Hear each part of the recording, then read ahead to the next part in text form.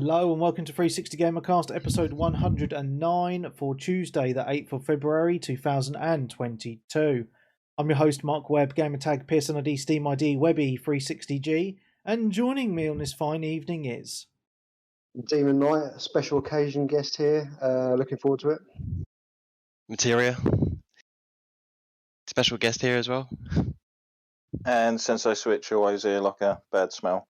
I was going to say old reliable Sensei. Yeah, at the end. Talk about the same shit. Piss everyone off. That's cool, man. That's cool. So if you've been listening for a while, you'll know Damo from the special episodes, the spooky episodes that we have done a few, haven't we now? The UFO one and the spooky ghosty one, Halloween one. And then we've got Evan on. Yeah. And we've got Evan on, Materia, hardcore gamer. I think, have you been on the podcast before or not? I don't remember. A couple of times now, I think. Yeah, I think if I have, it was a very long time ago. I can barely remember. But, a few years ago. Yeah, so Evan is a hardcore PC gamer for all those PC gaming fans. And a Nintendo fan as well, actually. Yep, so, loves my Nintendo games. A secret Nintendo fan. Yeah, on the low key.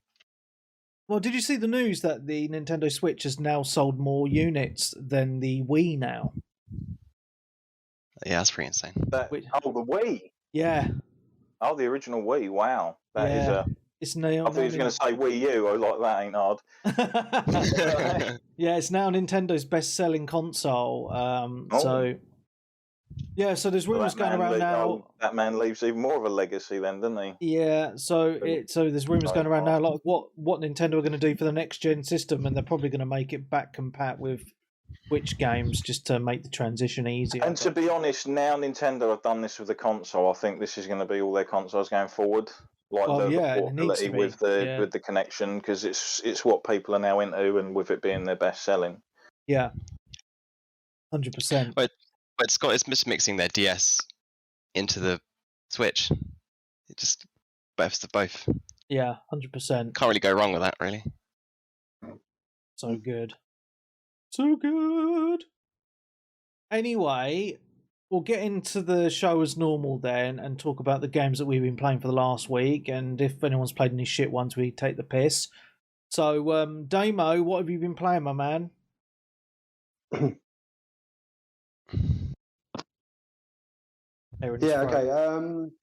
Sorry about that. So I've got Resident Evil Village at the moment that I'm renting from Boom Lane, which I've just started. It's quite a lot different to the old Resident Evils. Same sort of sounds and experience, but in a different sort of setting. I don't know if any of you guys have played it at all. I think definitely. Haven't you? Yeah, it was one of my favourite games from last year. One of my games of the year. Yeah. I'm probably a bit late to the it's quite a slow sort of start, and I was sort of wandering around the mansion thinking, what you got to do with that. But started to come alive now, and it's actually quite a freaky sort of game. It's got a few jumps in it at the beginning of that. So what we're playing at the moment. So you're not far into it then? Yeah. Did you say? No, I'm probably only about an hour and a half into it. Oh, okay. So you're super early on. Okay, cool. Well, got some good stuff to come. Yeah, I was going to say it is an amazing game, mate, and you won't be disappointed. No, I was quite impressed with the graphics. They're getting better and better, aren't they? So yeah, it was good. Cool, man. Well, I'm glad you're enjoying it. The game I'm really looking forward to as well was Elden Ring. Yeah, and we haven't got long to wait on that have we? No. No, 25th, isn't it? 2 weeks, I think, isn't it? Or just over 2 weeks. Goodness me. Yeah. Are you guys looking forward to that? Or? Oh, yep. 100%. 100%. Playing lots of Dark Souls in preparation. Yeah. I've just been polishing off Dark Souls 3, actually. You forget how good these games are. So what system is everyone picking up Elden Ring on, just out of interest? Probably PS5. I'll have it on PS5. PC. When I get a PS5, I'll probably pick it up there as well. But yeah. Well, just a little bit. Well, just before I go back onto Elden Ring, there's some new. Well, a little bit of a rumor at the moment that Game are going to be restocking on PS5s between the 8th and the 10th of February. So just keep an eye out in the mornings. They usually come in about 10 o'clock ish. So that's the rumor at the moment. Yeah, I mean, I'm getting Elden Ring on the PS5 as well. I would have got it on PC, but because I game share with Wes and he's already bought it, so I've got the preload already on the PlayStation. You know, it's great, and obviously for the co-op as well. The more people that get it on the PlayStation, the better, from my opinion. Just to have some. Yeah, I'm not sure it's cross-play or anything, is it? No, I don't believe it is. No, the thing is with Elden Ring, right? I mean, I haven't looked into too much about the co-op. I mean, what I want to know, and I don't know if you guys know, is how many players co-op is it, and can you co-op through just the whole game? I think it's 4. World? I think you can have 3 people with you, possibly. Okay. And is that at all times? I'm not sure, but I know when you have people with you, that enables other people to come in and start a ruckus, I believe. Oh, my goodness. Okay, but so it's only because I've not seen any gameplay of co-op at all. So it's just in my mind. I wasn't sure if it's like the old Dark Souls formula of just for the boss battles or not. Just I wanted to know how it all worked. But if you can do 4-player co-op just through the whole game, that's pretty awesome. You'll obviously have to do an opening part, won't you? Sorry. Yeah. Before you can get to the bit where you're allowed to summon other players or whatnot. Yeah. Yeah, the game looks great. I mean, it looks like a big departure from the previous game, the Dark Souls, Demon Souls games, because it is a big open world that you can just explore. And the other games, you know, it's all corridor kind of based, isn't it? So, yeah, it looks like a really cool game, to be honest. I think it's going to be it's probably the most hyped game for the year, to be honest. One of, definitely. Yeah, it's going to be amazing. Yeah, it looks good. But yeah, that's about it for me. I haven't really played anything else. I'm a bit of a FIFA Formula 1 sort of person, and I'm guessing you don't want to hear about that. Well, that's fine, mate. I don't know. What's your opinion on the latest iterations of either? I was expecting a bit more from FIFA 22, to be honest. I know FIFA 21 came out and you could upgrade it to the PS5, but there wasn't really much difference graphics-wise. The FIFA 22 is slightly better, but it's like the same with all these consoles when they first come out. It takes a while for the games to sort of, you know, use the capabilities of the console. Yeah, of course. Yeah, basically. So it is better. The animation's better, but yeah, it's not as a massive leap as I thought. Fair enough. Wow, that was quick from you. And as for, go on. Yeah, yeah, F1. There's really little between F1 20 and F1 21. I'm expecting quite a big leap for the next one, F1 22, when it comes out. It's a shame. I do find it a shame that obviously a lot of these games, they just have to pump them out every year. I know, yeah. It got to the point, like, do you remember obviously when they started doing all the SmackDown games and the WWE stuff back in the day, and then they started doing them every year, and there wasn't really much different from year to year. Well, they slowly got worse. What myself and my friends used to do was, like, I'd sort of like skip a year and buy it every 2 years, but then I'd know someone else who would do the same, but in the odd years that I'm not buying it. Yeah, that's fair enough. Because there's another game franchise that announced that it was doing that, wasn't it? Going forward, hopefully. With Call of Duty. I think FIFA's quite similar, but you just sort of buy it for the players changing clubs and stuff like that, really. Well, they could just do that in an just allow that through it. Yeah, they could do that with like a £10 online update or something, or new roster or something like that. That's where DLC should come in as a bonus. Yeah, that's odd because because obviously I'm probably one of the only people in the UK that follows baseball. So I play MLB the Show every year. But what they do is every time you log on, the server checks the roster and it just does a roster update automatically. It's like once a week. they update the players and all the teams, and then you get a choice if you want your team to reflect that or not, which is really cool. It's PlayStation, isn't it? Sony Santa Monica Studios. The Sony gods. That's it. Oh. And this year, MLB The Show, for the first time, is going to be on the Nintendo Switch as well as the Xbox, which is really cool. That's going to be interesting to see how that does on that system, because it's still a reasonably pretty looking game. Oh, and obviously, 100%. The Switch isn't up to the standard of what most of us are playing on these days. Yeah, I mean, I'm quite excited to sit on the Switch because it's one of the, quite cool to play a baseball game handheld like that. I think. I'm still waiting to see if there's going to be a PC version, because last year they did say that they were going to put out a PC version this year, but I thought it was on everything. Well, I've seen it advertised on Xbox, obviously PlayStation, and the Switch. I've not seen any mention of a PC version, unfortunately. So, didn't the previous one hit PC as well? Then no, it didn't. So, I can. So obviously I play it on Game Pass, and the news is that it's on Game Pass again this year as well. It's confirmed, which is great, because on the PlayStation it's a £70 game, but the way I play it on my PC is I stream it. Using xCloud, and it just looks a bit shit on xCloud, to be fair. Shocking. Yeah. I've got one gig broadband wired, and it's still fucking pixelated mess. So, but yeah, enough about that. Where, I don't know, I forget where we even were now, where the point of this story was. Oh yeah, FIFA. Yeah. Bringing it back around. Yeah. So you like FIFA? I'm surprised they don't do that. The updates and that, with the players and stuff. But I suppose at the end of the day, it comes down to money, doesn't it? Of course, it makes it much if they do Yeah, because even FIFA jumped on it quite early, didn't they? Because they obviously had your annual FIFA, and then sometimes in the same year it's like FIFA World Cup, FIFA Euro, and they bring out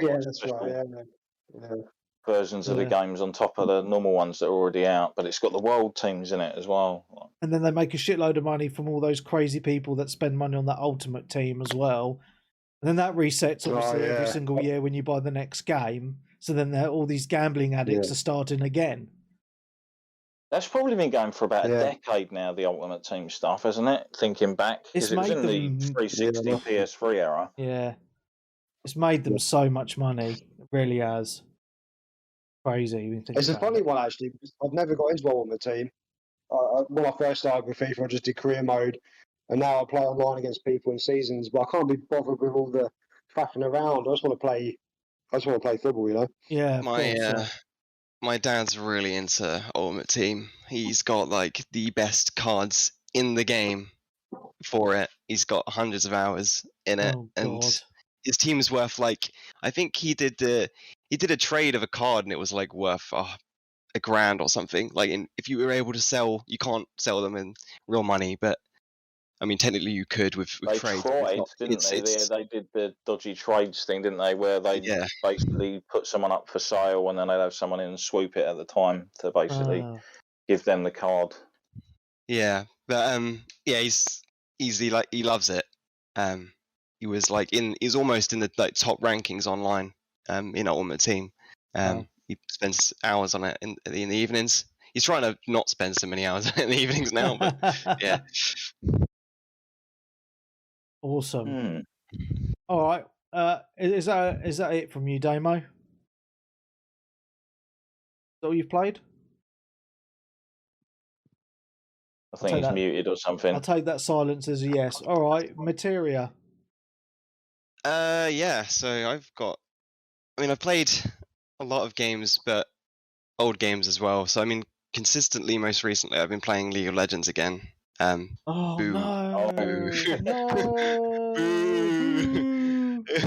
That's a proper addiction game. That is. Yeah, it's weird. I kind of did this thing last year where I was just aiming to get to a certain rank, and then I just stopped playing. And I've been approaching it very differently, because I took a big couple years gap from playing it. And then coming back to it, then COVID happened. Yeah. Playing it very taking it less seriously, is enjoying it a lot more than I had in the past, and it's fun. A lot of my friends started playing it again, so there's been a lot of changes, a lot of new champions, and there's balances. It's just, I don't know, it's just enjoying it again. Still is the same game, same premise, really. But yeah, so I've been playing that. Not really much more to say on that apart from that. But playing a little bit of Escape from Tarkov as well with a new wipe. That's been kind of like the second most played game recently, which is, yeah, it's. I don't know if we've spoken about Tarkov on here before, but it's. Yeah, I haven't spoken about it too much recently because I haven't been playing it much at all. I went back on it for a session a couple of weeks ago, and that was actually a lot of fun, to be honest. But yeah, it's just very hard. It's hard as nails, isn't it? And it is. And I say, like, the only thing I don't like about it is if you die early on and you're playing with your mates, you've got to wait for them to get out of the level, and that could take another half an hour or so. So you're sitting there kind of twiddling your thumbs or go and play someone else or something while you wait. You know what I mean? Yeah, it can be a bit like that sometimes. What I tend to do is go on like the scav runs, you know, the no risk but reward mode thing you can play whilst your mates are still in the game, or I generally just watch my mates stream and see if they manage to save my stuff or kill the people who kill my team, and then they might die shortly after. It most commonly happens. But yeah, the new wipe started at the end of last year, and it has been. I didn't play at the previous wipe, which is the previous year's kind of season. If you were, what is, just out of curiosity, because I don't know, what is a wipe? What's a wipe? Yeah, so a wipe is basically like kind of happens every year. Around a year. They wipe the servers. They just wipe. Yeah, they wipe the servers. The rankings. They'll do a big change, and at the same time they'll wipe everyone's profiles, everything. So everyone resets. Which can be frustrating because, you know, you get, if you've leveled up your character, you've got a load of cool stuff, and then the server wipe, you're like, oh, I've started again from level 1 and I've got to do it all again. And you must keep your cosmetics though, I'd imagine. Yeah, I mean, there's the only thing. So as you increase in levels, so it is a bit of a long journey, and it is frustrating in that sense. It's something you kind of don't feel so unhappy about. It's more revisiting all of the quests that you loved in the beginning that were easy, and were not easy, but were much more enjoyable than the later quests that you get at a higher level that become really hard to do. Leveling up becomes really easy when you do it again, because you know what you're doing. You know all the maps, got all the gun builds you want to do, and you go through that journey again. It can be quite fun. But so one of the reasons that they do the wipe though is because the game is still in beta, isn't it? So it's not actually it's not properly out yet. So I imagine when it's properly out, they won't be doing these wipes I wish games back in the day did wipes, like the stupid stuff on, like, say, Burnout. Do you remember that achievement for Burnout? Get your bloody replay viewed in the top 10 replays or something. Okay. The top 10 ones that ended up in there basically ended up in there for the whole game's lifespan. No. But yeah, I mean, I can see the positives on the wiping, but because you get players in there who spend, hundreds of hours, they've got all the best gear, and and if you're a newbie and you've got the shitty weapons and the shitty bullets and all that bullshit, you're just going to get completely owned. So it just evens up the playing field a little bit. But the thing I like about Tarkov is its difficulty in regards to just, you need to learn the maps because you don't actually get a map in the game to look at, right? So you need to learn where the exits are, where everything is, right? I mean, when I play it, I load up I'll put a map on my second monitor so I can kind of use it as a reference, but that's kind of the best you're gonna get. And it just makes it a lot more immersive as well, and you do get that extra stress as well because your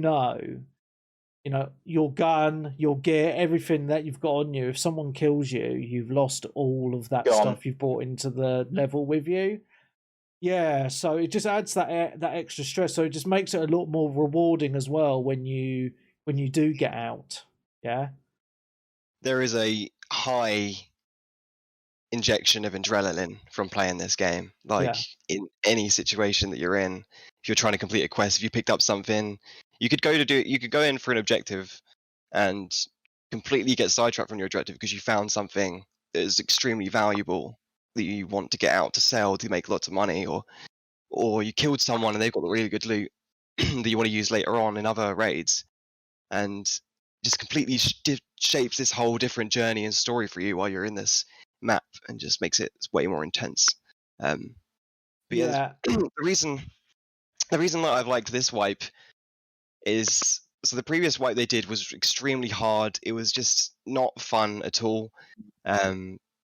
People that were good at the game or had time, like streamers, to spend 20 hours on it a day would just have, it'd be ridiculous because you had access to all the best ammo and things, and you'd get one shot all the time. Whereas now they've removed a lot of the weapons and the ammo and armor that are like the best in the game. They've removed them from being able to be bought from other players, and you can't sell them anymore on what they call the flea market, which is basically like Tarkov's eBay. So it makes everyone more balanced. It makes anyone able to use lower armor, lower ammo, and lower guns and mods.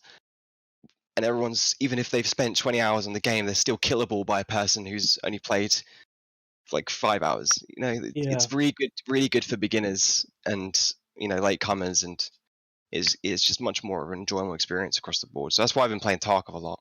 Yeah, but it is one of those games that you can't go into it with that Call of Duty mindset running. Oh yeah, definitely not. It's very slow paced. You really need to, have your volume up on your headphones to listen out, because you listen out for footsteps, as a prime example, to know where enemies are, and you die very quickly. Yeah, so you got to take it slow and be smart about it, and and it's just something different, because I've not played any other FPS like it, to be honest, and it's just very well done. The one thing I will say, though, obviously it's PC only. It is quite demanding, so you need quite a decent PC to be able to run it, at 60 FPS. To be honest, that's the only thing I will say. Yeah, it's very. You have to. Yeah, it's very tactical, and it can be very. It's very intense, especially at the moment. Obviously, you're showing the woods map, but there's many maps that have indoor structures, and it's very tense when you're all in the building, and it's communication with the people you're playing with it can be immense. Well, the communication is very important, because there's friendly fire, and you can kill your mates within a couple of bullets, and that has happened a few times, and people get very upset. So because create rules though for that, so you buy your teammates a gun if you kill them, or you get them what you want. You get them what they want out of it, or if you killed them, you have to get all of their gear out to give it to them in the next raid, kind of thing. Yeah, so and that makes it more tense as well. So we have a rule where with the guys that me and Evan play with, you put a red armband on, so you're kind of distinguishable from the enemies. But sometimes, right, that trigger finger just goes onto autopilot. Like someone walks around the corner and you're just like, bang! You're like, oh no! It's like panic shot straight in the back of your friend's head. Yeah. Worst thing is how many times that actually did happen in reality to people in. I can imagine. Certain. Yeah. Oh dear, it must have happened plenty of times. Oh, 100%. Especially those crazy Americans. Now how itchy their trigger fingers are. But yeah, I mean, Tarkov is great. I wish I had dedicated a bit more time to it, but I don't know. You just have to be in that right mood to play it, I think. Yeah, it could be. It's sure if you're playing it on your own. If you're playing it on your own, like, it can be very exhausting. Actually, one session trying to achieve an objective not wanting to die, obviously, and just listening out to all these noises and trying to avoid. Your quest is to hunt for players. You need to, you could be against other teams. You don't know what they have. You don't know what they're doing. So it can be very exhausting trying to go through a whole map on your own. But there's two things to note, actually. They recently added VoIP. Yeah, and I did tell a story about that. Oh, okay, cool. The other week, I don't know if you heard about it. I don't know if I told you that or if Dave told you about it. I will go over it very quickly. So it was my first time in almost a year, and there was Dave. I was chatting to him and one of his mates. So I went in with his. So Dave died. There's me and his mate left, and there was another guy in the like this underground bunker place. And he was invited with the other guy going, oh, we just want to get out, blah, blah, blah, blah. And I was like, oh, what's going on, because I couldn't hear the voice. He's like, oh, this guy's cool. He won't kill us or whatever. We'll just work together. So I'm in party chat going, I don't know whether to kill this guy because I want his stuff. So the other guy was just in front of me and he started looting this box. And I was just like, fuck it. I just sprayed him and shot him to death and nicked all his stuff. He was not impressed. And me and Dave and the other guy in the chat, we're just pissing ourselves laughing. They were like, Webby, I can't believe you fucking done that. We had in our trust, blah, blah, blah. I was like, don't care, I want his stuff.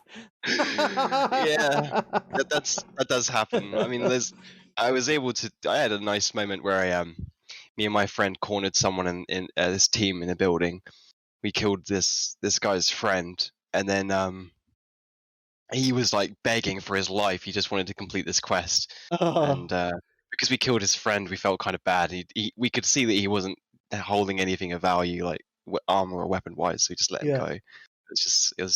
It can be quite funny in that sense. It's quite cool that they added VoIP, especially on when you're running the scav runs, and the scav runs are basically the kind of AI enemy in the game, and you can go in as a scav, and the other AI won't kill you. And there's a whole rep system now, so other scav players don't tend to want to kill other scav players now as well. So you just end up going into a scav games and finding other scav players, and just like you could team up with other scav players to go and hunt for actual PMCs. Oh, that's really cool. Players, which is quite cool. Yeah, that's fun. You get rep rewards for those, which give you basically over time you can get better guns on your scav player. It's like randomly generated and stuff. Yeah.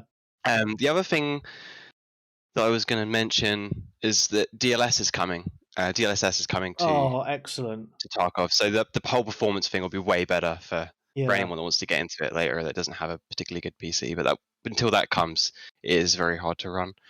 Yeah, I mean, I would say it's very CPU bound, the game as well, right? Because obviously I've got 3080, but it just hammers my CPU, so it just needs a little bit more optimization. I think it does run a lot better now than what it did a year ago, but it still needs some work. Yeah. So that's me on Tarkov. I picked up Sifu today. Yes, it was. Didn't that actually? Yeah, wasn't it the early access release today or something? Yeah, I got the early access, and I've been playing a lot of that today. Excellent. It is amazing.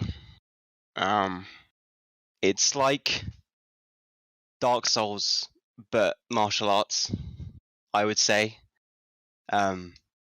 I'm still getting my head around a few of the things, but it's strange.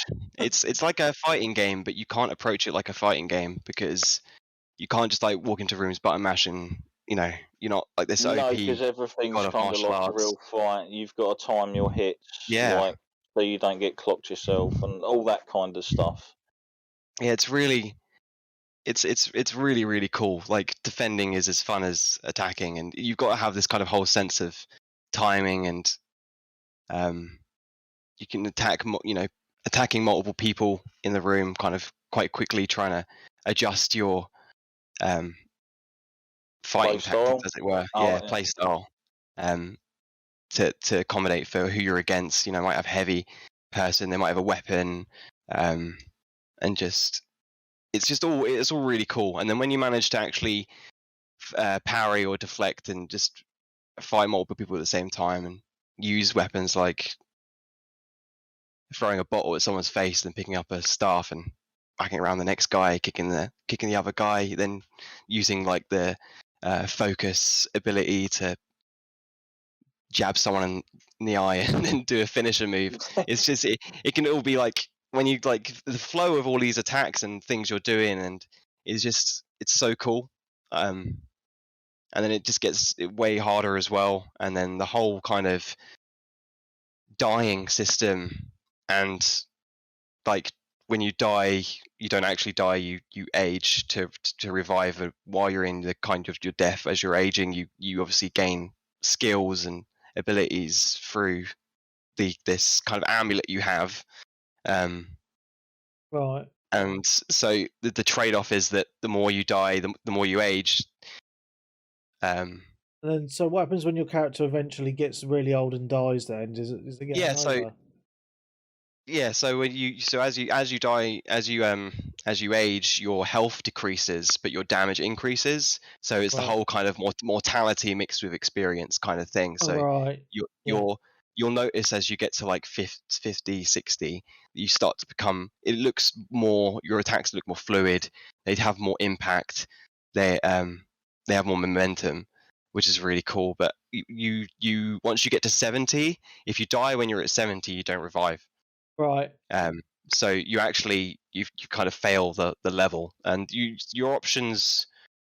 The cool thing is you don't like have to restart the whole game. Right. I thought that's what it was. Play through from start to finish, like in the time frames, everything of age. Yeah. So you don't have to restart the whole game, but you can restart the level. You can restart the level, but from the age that you got to that level from the previous level. So if you start the game on at 20, and then you might die like several times on your way to get to the next level. And so currently I'm 34, and I've just reached the kind of second level. And if I wanted to. So if I died at 70 while I was in the second level, and my options were to restart at 34, or I could go back to the first level at 20 years old and try to get to the next level at an earlier age. So just die less, and then that give me more of a chance when I'm in the second level. So as you go through the game, if I'm at like 34, and if I die, and by the time I get to the 5th level, I might only have 10 lives left to survive through probably one of the hardest levels in the game. It's kind of that you're trying to make sure you don't age so much by the time you get to the end of the game. Otherwise, you're just going to pretty much fail immediately against a really hard opponent. Yeah, you need to go right through in one. That's what people are going to left with. Final level, last life. Right? All the way through. There's a lot of so there is a lot of that kind of repeating and going back, but the cool thing is if you do die and you have to reset and go back to your beginning level, you keep all of the things you found. So it resets all your attributes, all the skills that you got from aging, but you keep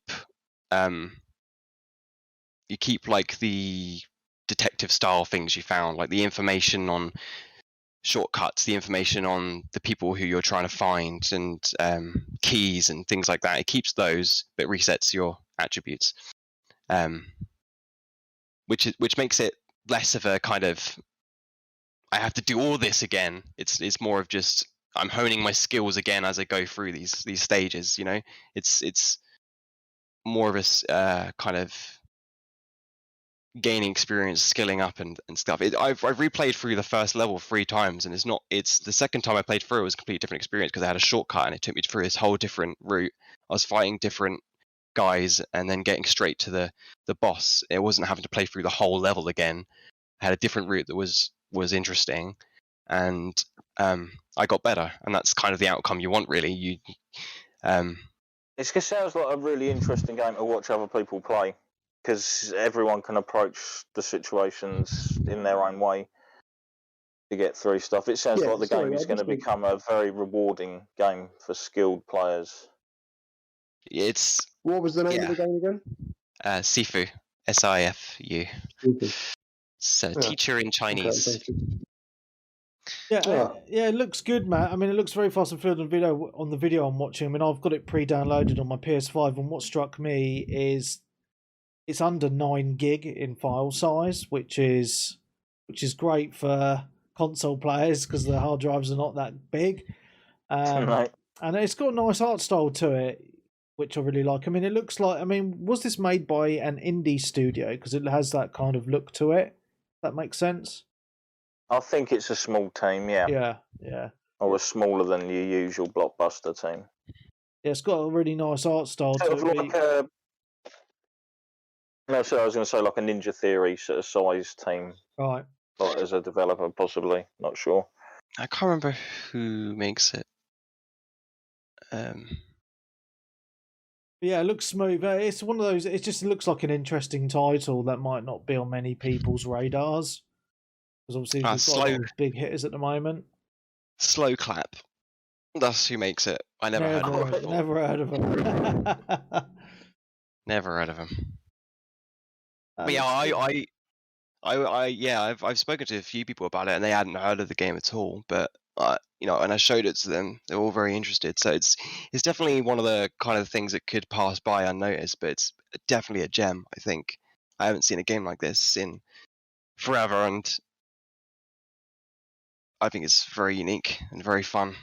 Yeah, but I mean, it's nice to have something different out there. You know what I mean? Because obviously, you know, genre, we see the same type of games all the time, and it's just nice to see something completely different come out. That's obviously it's focusing on the martial arts, but you know, because it's very what it sounds like, you've got to be very precise with your button presses and your timings. It looks decent, man. Yeah, I'm looking forward to playing this on Tuesday. You're gonna love it. Awesome. You're gonna love it. So yeah, I've been playing that today. The only thing really I've been playing, I've been replaying Spider-Man because I'm all into Spider-Man at the moment. Just watched the new movie, so I'm right at the end of that. Just completing the few the extra bits, getting my platinum trophy, and then I've also been playing Witcher 3, but with mods. Oh right, okay. Yeah, so I've kind of revamped The Witcher 3 so it looks like a next-gen game. With I've got 80 mods that just upscale it, redo all the animations, add loads of side quests, but add kind of this 4K upscale of all the textures and making faces more accurate to real life. You know, Geralt's face is more rugged and it just looks more realistic, and it redid all the NVIDIA stuff like Hairworks. It's actually stunning. I'll be honest, if you have the kind of horsepower in your PC to do so, I'd recommend doing it, but it is quite demanding. But yeah, it's been really fun. Cool. Is that it? Yeah, that's pretty much me. Awesome, man. Well, I have seen rumours that there's going to be another Witcher game out this year, which I'm really surprised about. No, they're supposed to be, aren't they? Supposed to be doing a reboot of The Witcher 3 for next gen. Yeah. Oh, is that what it is? Is it? Yeah, for PS5, I think and Xbox. I think they're Series doing. X now. Yeah, Series X. Remaster or whatever they want to call it. Fair dues. Cool. All right then. Well, I'll move on to you then, Darren. If you're done, Evan. Yep. Cool. The usuals. Not really going to go into them, but if you listen, you know what they are basically. Still going through Jedi Fallen Order. Yeah. I'm about what I would imagine to either be 2/3 of the way through the game or 3/4. Okay. So I'm still enjoying near it the then? end of it. Yeah, I'm still enjoying it. It's a pretty interesting, fun little romp in the game style that it is. Yep. Yeah, so there's not really much to say because I talked about it the past couple of weeks. I'll let you know when I finish it, what I finally think. But yeah, I did buy a new game this week. Ooh. And it's one that I know quite a few of us have got. Okay. I'm not going to be able to spell this one. Well, you will because you've played it. Okay, go on then. It's Dying Light 2. Yes! You picked this up on the PlayStation, didn't you? Yeah. Yeah. Because it was in the normal PlayStation box. Yeah. And the Xbox one's in the new style box, which I don't like. So that's why I picked it up on the PlayStation. Plus, I've actually got way more free hard drive space on the PlayStation, and it's a pretty small game size-wise. Yeah, I was quite surprised about 25 gig, isn't it? Yeah, it's not very big at all, which I'm quite shocked about, to be honest. So this was always like one of those games where it's like I'd like to because I really like Dead Island. I didn't really bother with the first one. Oh, really? I really enjoyed the first one. Well, yeah, it was the fact. I think what it was is I kind of boycotted it because I wanted a disc version, and there was an issue, do you remember, with the disc version of the game? So it got delayed on disc by about a month. Oh, right. And I remember thinking to myself, I ain't fucking waiting. So I didn't, basically. And then by the time it had come out on disc, there was loads of other stuff out. That's fair enough. With the second one being like with the second one being a new story and everything, I was like, yeah, I'll jump back in, and I just want to run around and explore a pretty interesting environment. Now, I'll get the bad out of the way first, or most of what I think is bad. This is probably what I would think is being most poorly optimized game I've played on next gen systems to date, and I believe it's the same across both. Yeah, I mean, I've not really heard much about the PC version. I've heard you can, if you've got a really good PC, run it really nicely. Yeah, because I've seen some screenshots. I believe the PC version is still missing from the other versions. Right. Fucking HDR. Right, okay. Which when you actually use HDR, how much more of a difference that makes to how a game looks. Like depth to the shadows and other things, reflection. Well, if you're interested, there's a Digital Foundry video.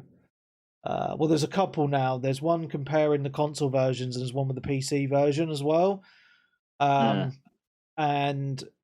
there's quite a big difference between the different modes on the consoles and obviously the PC version. Now the PC version can obviously run at a lot higher settings with the ray tracing, and there's more ray tracing settings on the PC version because you've got the reflections as well. It's not just the shadows. You can toggle so much. I watched a guy who was reviewing the PC one, and he went into his settings, and you've obviously got all the different things like shadows, ultra high this, ultra high that, whatever. He was like mucking around with so much different things. Rather than us, it's usually just like, oh, do you want quality mode or this mode or that mode? Yeah. And you do sometimes get a chance to change a couple of graphical features, but never to the point on PC. Yeah, like you get over 2 or 3 times the amount. Yeah, I mean, I've got it on the PS5. If Wes hadn't have bought it, I would have got it on the PC, to be honest. Because the quality of the PC version, with all the settings on, just looks absolutely stunning. Now, I know what you're going to get to, Dan. I just wanted to mention, obviously, the PlayStation version has 3 different settings. So you can have performance mode, which is 1080p, 60 FPS. You can have resolution mode, which is 4K at 30 FPS. Or you can have quality mode, which runs at like 1700p, but with some ray tracing settings on, and that actually looks quite nice. But again, it's at 30 FPS. Right? Oh, go on. Was that at 1080p as well? I was told, or as far as I know, I kind of haven't really messed around with it too much. It's 1080 fucking p in ray tracing mode and quality mode or whatever it is. Yeah, so quality. Oh, sorry. Yeah, I did get it wrong. So 1080p. Yeah, so quality mode is 1080p. Scaling, it's 1080p. Yeah, and resolution mode is like 17 or 1800p or something like that, so it doesn't even go 4K. That's what. Which is how I'm playing it. What, on resolution mode? Yes, I fucking like. As soon as I jumped over the other side, because I started in resolution mode, so I was like, I'll see what it's like. Yeah. So basically, switch to resolution mode. You make the first jump over to the other side of that rocky area near where you start. Yeah. And I turned around and looked at the zombies that were over the other side and everything, and the cars that were near me, and I was like, all right, nice. Then I switched it to the 60 FPS mode. Yeah. And when I looked at the zombies and that in the distance and the cars before I got really close to them, I was like, oh dear. Yeah. Back to quality. Like, it doesn't look great. Either I'm just now used to slightly higher resolutions, but I just couldn't. Like, it might run smoother and everything, but I haven't really been 60 FPS gaming for that long, to be honest, about the last 3 or 4 years. So I'm used to playing games in 30 FPS anyway, to a degree. Obviously, your shooters and that aren't. And it seems all right. I haven't really noticed it being horrendously sluggish or slow in any sort of form like that. It's just the fact that as considering games that came out with the launch of the systems like Assassin's Creed Valhalla, which is a beautiful looking game. It's a massive open world. With like a lot of variation in its landscape and all the rest of that. That's got adaptive resolution at 60 FPS. Yeah. This game doesn't look as good as Assassin's Creed visually. No, it doesn't. I agree. And it's 1080p 60. See. And no HDR either. Like, again, I have to put, like, the HDR thing was weird because when I started it, I was like, this is a game that would really suit HDR so well because you're constantly going in and out of different light sources and things like that. And obviously having on the PC with the ray tracing stuff, like, you're generally going to be like, oh, the ultraviolets are going to look nice. Like, that's almost like the appeal for that because you're going through sort of areas that are illuminated with ultraviolet light, which is the malaria mechanic from Far Cry 2, as far as I'm concerned. In a way. Yeah, it's kind of slightly annoying that, but see, with the graphics of I mean, obviously I'm playing it on console. It's a weird one because I've tried all 3 settings, right, and I think the quality mode does look nice. It does make a big difference between that and performance mode. I can't deny that, especially when you look at the grass and the characters and just the general everything, the buildings and cars and stuff. But because I'm used to a smooth frame rate, I'm playing it on performance mode. Well, it's good that the option's there. I know a lot of people are just going to play it in performance. So I'm probably way in the minority who like switching it the way I am. But it's odd. Doesn't really bother me that much. Yeah, but what's weird, right? So I'm playing in performance mode, and and for me, obviously, I do like good graphics and all that. That's why I got PC. But sometimes gameplay for me takes precedence over shiny graphics, and this is just one of those things, right? I'm playing on the performance mode, but the it's an odd one with the graphics because sometimes I'm playing it. And I think, this looks really nice. Like when you're close up to one of the NPCs and you're having a conversation, right? Yeah, and you're in a camp and there's the background people walking around and it's illuminated well and with the lights and stuff. And then you better in HDR. And then you get to other parts and you're like, that looks ugly as fuck. Like what's going on? And part of it, I think, is because this isn't a true current gen game, because obviously this has been made for the PS4 and the Xbox One consoles as well. So part of me thinks we're still in that kind of. Valhalla was a cross gen as well. But a lot of them. but I do think we are still in that kind of crossover phase between systems, and the older systems are still kind of holding the games back somewhat. Obviously, I'm not giving that as an excuse for the devs, because I do think that graphically it could have done with a little bit more time in the oven to spruce things up a little bit. But gameplay-wise, though, I'm actually really enjoying it, Darren.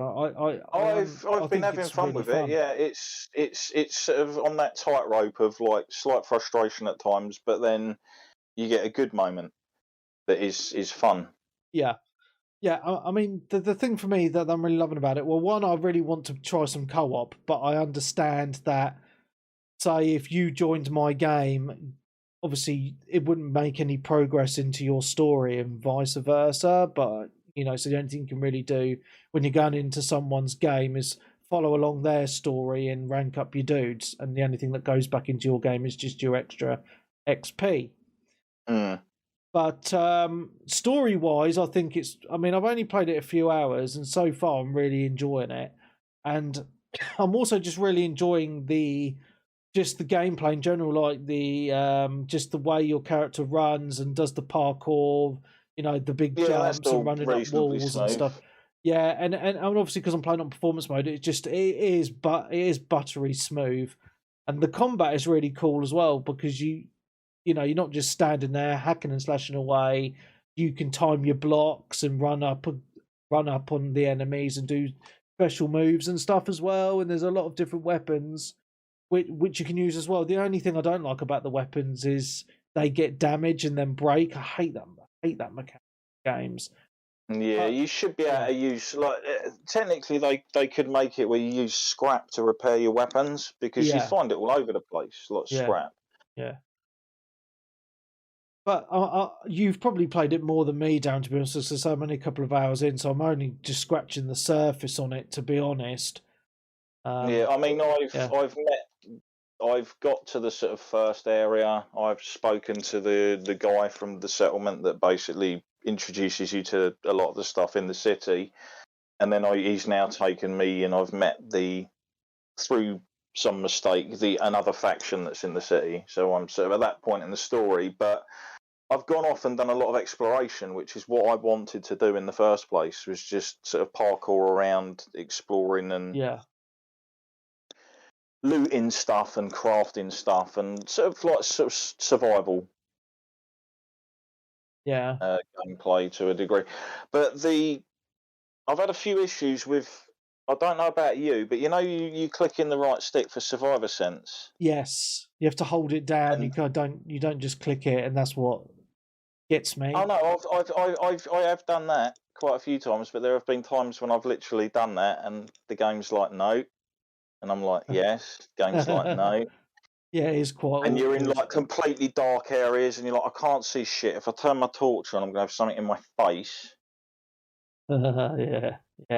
Now, I've not found it too much of an issue. It's been a little bit annoying at times, to be honest. But did you? I mean, I don't know if you've been in the Discord today or anything, Darren. I know you don't jump in that often.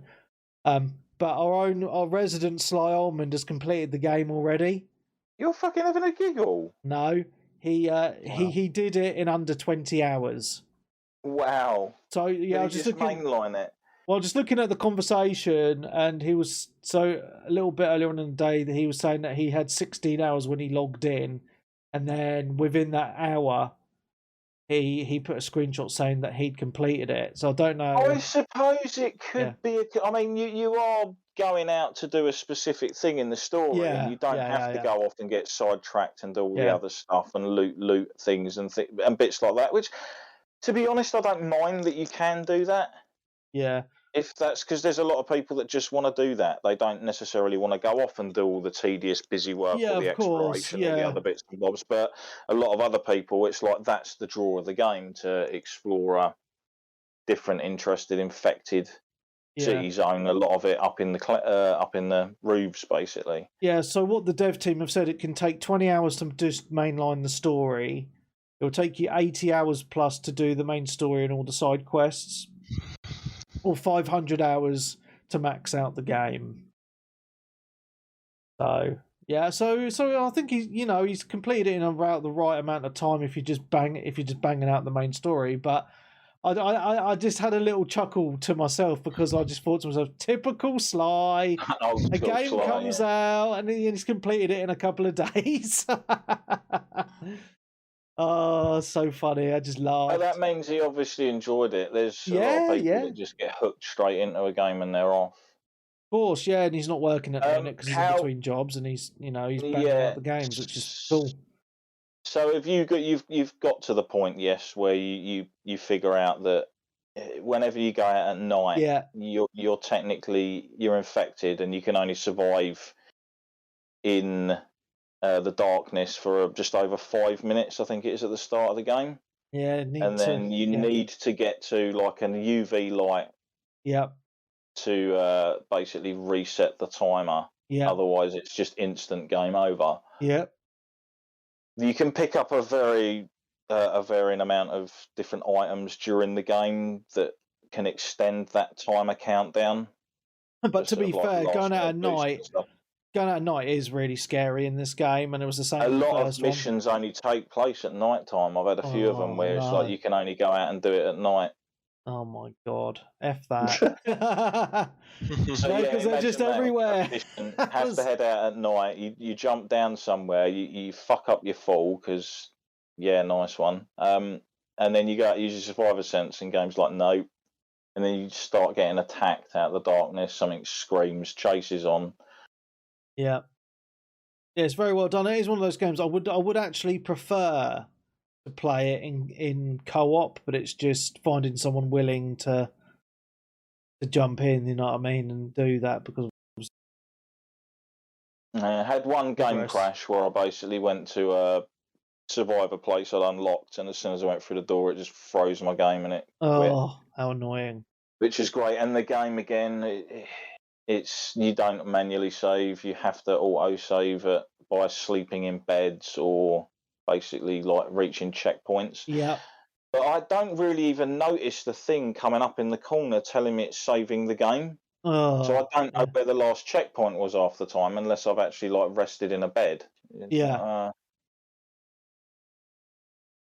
But yeah, I mean, it's still a great. I mean, my first impressions, I say at the minute, are it's a really good game, and the world is really, really big. I obviously haven't scratched the surface yet, to be honest. Just looking forward to exploring it more. Yeah, it gets a lot smaller the more familiar you get with certain areas. Yeah, that's fair. Which is the same with every game, to be honest. Oh, cool, man. But I like the way as well it doesn't freeze up when you use lockpicks and things like that. So if you're lockpicking something, just make sure you don't do it when this thing's around, because you'll just get hit while you're trying to pick the lock. Fair enough, man. And the same, your timer carries on going down if you're infected as well at night. Cool, man. Yeah, I mean, as I say, like, how many hours have you put into it now? Only about 5, 6 over since Friday, I think. It's not a lot, but just I like to stick it on for like a couple of hour bursts here and there. Yeah. That's how I've been sort of doing a lot of games, mainly nowadays. Cool. Well, if you want to do some co-op at some point, let me know, because I think it'd be quite fun to play in co-op. Might make it a little bit easier. Yeah, it does seem weird though that I think only one. Does it make progress on both people's for the quest? No, or is only the host. Yeah, which is very. Yeah. But yeah, I will say one thing to do with certain weapons is you'll obviously get the access to weapon mods fairly early in the game, and you can buy blueprints and such for other different upgrades for electrical, etc. Adding effects to your weapons. That's cool. You can use those mods. If you want to attach a mod to a weapon, don't attach it straight away. Wait for the weapon to lose durability, because attaching a mod will actually repair the weapon somewhat. Oh, nice. That's a top tip. You can technically repair your weapons, but you can only repair them with mods. Right. And obviously then you're locking a mod to a weapon, which is going to eventually break anyway. Yeah, of course. Because there's only so many mods you can attach to a weapon. I think there's like 4 maximum, isn't there? Right. 3 or 4. Might depend on the type of weapon as well. But cool. Going around exploring's cool. Like sneaking about at night, the atmosphere is pretty decent. I just hope it gets a few more sort of like tweaks, we'll say, with updates and patches and etc. The audio on this is really, really well done as well. Yes, when people that you've killed aren't still sitting there having conversations with you. like kind of bizarre. Oh dear. Oh, I've had no. a few glitches like that. People like talking and there's no one there. That is odd. I've not experienced that, but it's just I think if you have a set of headphones on, it adds to the creepiness because you can hear the zombies in the background and they scream every now and again. I mean, to be honest, that's fantastic. Like that, having a 3D headset or a sort of like surround headset for these types of games is great because there are times when you do get attacked from behind. Yeah. And if you haven't got that, you don't notice, and then you take the hit, and you're like, "Oh right, it was behind me, was it?" But you'd have probably heard that or heard cues that there might be something lingering around. Yeah. There's been a few fights where I'm just like, "Oh, it's only one zombie. I'll take you out." Then comes another one, and another, and another. Then they pull his mates in. And the other thing I'll say. Lighting the canisters and throwing them is pretty cool because you can take out a load of zombies. Okay. But it makes a loud explosion, and you get special infected come roaring out of the houses after you. Oh, for frig's sake! So obviously, as well, be careful if you see the sort of like the hazmat people because they've got like the canisters on their backs. Oh, okay. So it's possible to like hit them and cause them to sort of like whistle for a while and then detonate, which causes more. How frustrating. Yeah. I will say, one of the, going back to sort of games, I remember one of the areas that I thought was really cool. I can't remember if it was in the first Dead Island or the second Dead Island. It was when you got to like a city. Right. It was like an abandoned city in sort of like that looked more like the setting in the first Dead Island, I'd say. Not Dead Island, Dying Light. Oh, okay. That kind of a city. But it was, I just remember it being like really empty and moody with zombies walking about, and there was like constant screaming and noises. You get all that in this. Yeah. It always sounds like someone's being attacked down an alleyway every 5 seconds. Yeah, it does. Yeah. And I'm kind of like, why do people still live in this fucking place? Just daily life, door to door. Oh, and there's another zombie just coming and got Jonathan. Oh, never mind. Like, on with so and so. I guess we better put our piss through the filter again so we can get a few more days worth of water out of it. Oh dear. Meanwhile, you've come from like the outback. How did you think the game started at the beginning? I thought that was kind of a cool little introduction. Well, when you're running through that tunnel with the zombies chasing you, then jump over the thing, and then you get introduced to that other guy. Not necessarily that. Where you basically bump into the other chap who's obviously a pilgrim as well, which are people who sort of run and travel between the cities. Do you mean the opening intro before you press start or whatever? No, the first location. So you go to like a mansion at the start, don't you, or like a rich person? Yeah. The woods, and they've had basically like they've poisoned their drinks or something. Yeah, they had an end of the world party. End of the world party, and it was like I will say as well with that, the music was great, and I found the music in the game quite melancholic. Yes, yeah. Sort of slightly depressing, but soothing and relaxing at the same time. It all sort of suited that whole thing very well. And I don't know if you noticed the Easter egg of when you first go in, there's a record. Yes, Who Do You Voodoo? You voodoo bitch, from Dead Island. Yeah, I noticed that straight away, which is quite cool. I used to love Dead Island. Oh, so That's good. A great game. I never played the first Dying Light. I need to do that. Just head straight to this one. About a tenner. Probably if that. Well, they are both slightly different, though. I know the first game, like apparently traveling around at night, was way more hectic. Yeah, like way more hectic than it is in this one. What about the story? Does that pass over, or does that?